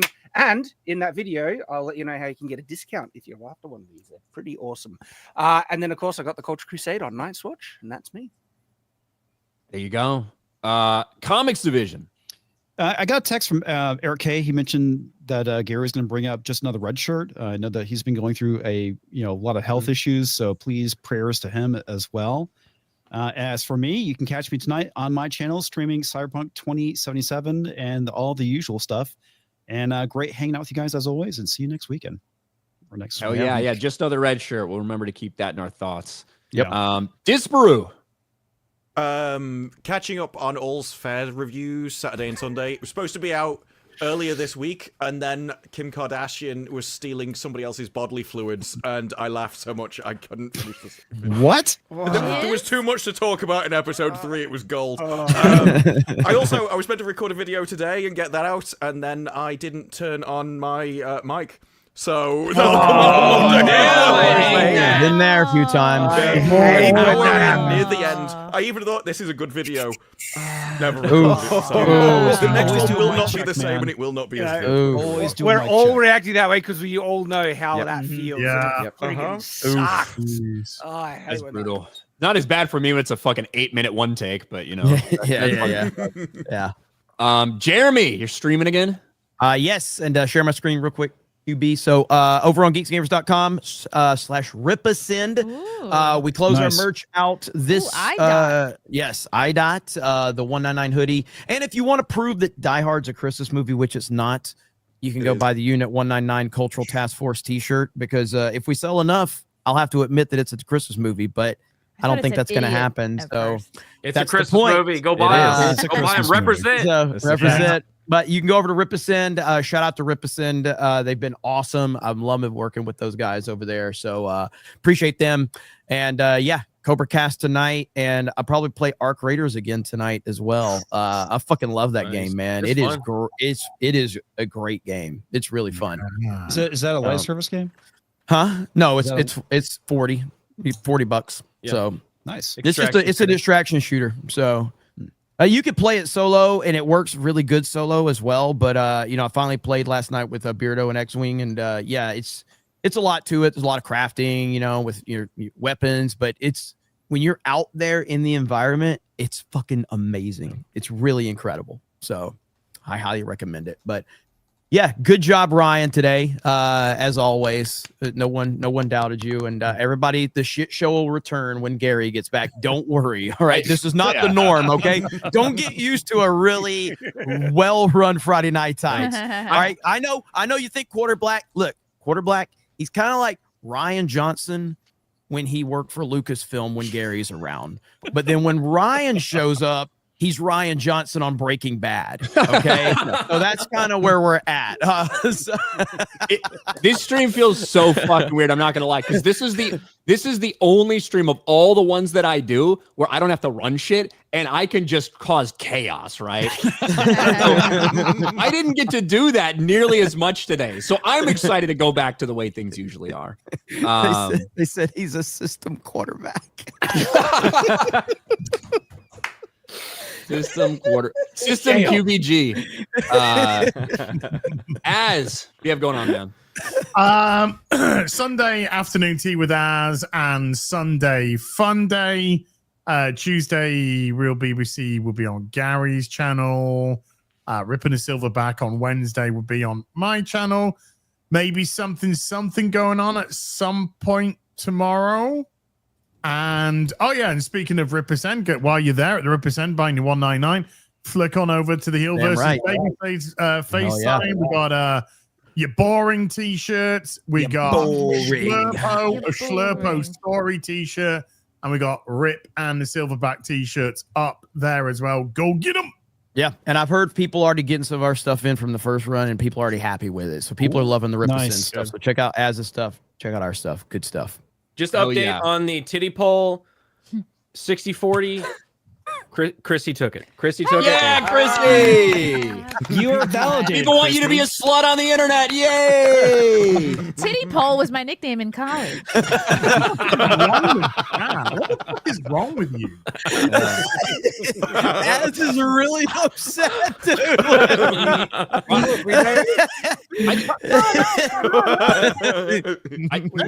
Tell us a lot that 40% of y'all fucking want to see Az's tits. That should say a lot. He's ready to sniff some fucking winter air, but no. As for me, just normal stuff. Geeks and Gamers daily, every day at 11 a.m. Eastern. He's so mad. For the first time in he had to do it, right? Because for the first time in history, we're ending this stream on time. We started on time. We're basically ending on time. We've been going for 3 hours and 2 minutes at this point. He had to do something. And do something crazy because everything's gone so smooth. But Sports Wars on Sundays and Mondays. Then my channel, I stream Sundays and Wednesday evenings and Monday nights. Fuck My Life with Vera Dark. Other than that, thank you guys for tuning in. We appreciate you watching, even though Gary's not here. This is an unprecedented FNT, you know. Has that been one time before? Maybe One when Gary time. wasn't able to One be time here? before. Yeah. One time. So we appreciate the 12,000 of you, 13,000 maybe at one point that tuned in, even with Gary being in Egypt. And we know he's having a great time and everybody is there. So thank you to the chat. Thank you to the panel. And Garrett will take us out. We'll see you guys. Thank you, Ryan. You guys take care. Yes. Thank you, Ryan. Yes. See you guys later. Bye. Here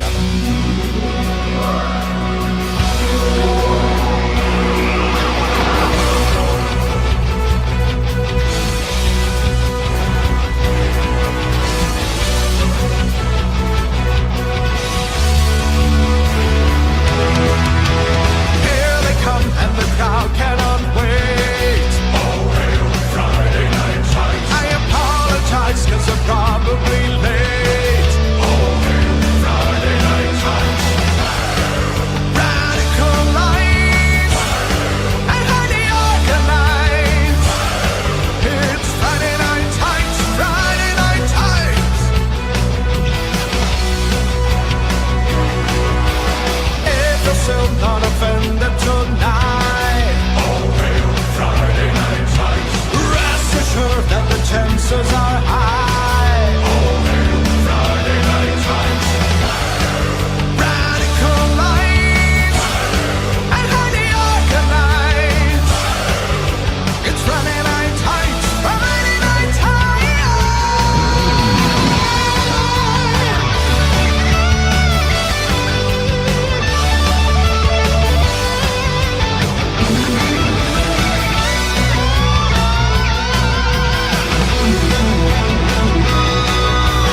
Time has come, they are finally here. Oh, hail Friday Night Lights. We're not affiliated, just so we're clear.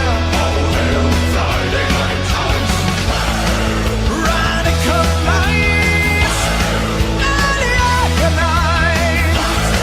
It's Friday Night Lights. Sweet Mother Mary, turn on the oil, you got real. It's Friday Night Lights, Friday Night Lights, Friday Night Lights, Friday Night Lights, Friday Night Lights.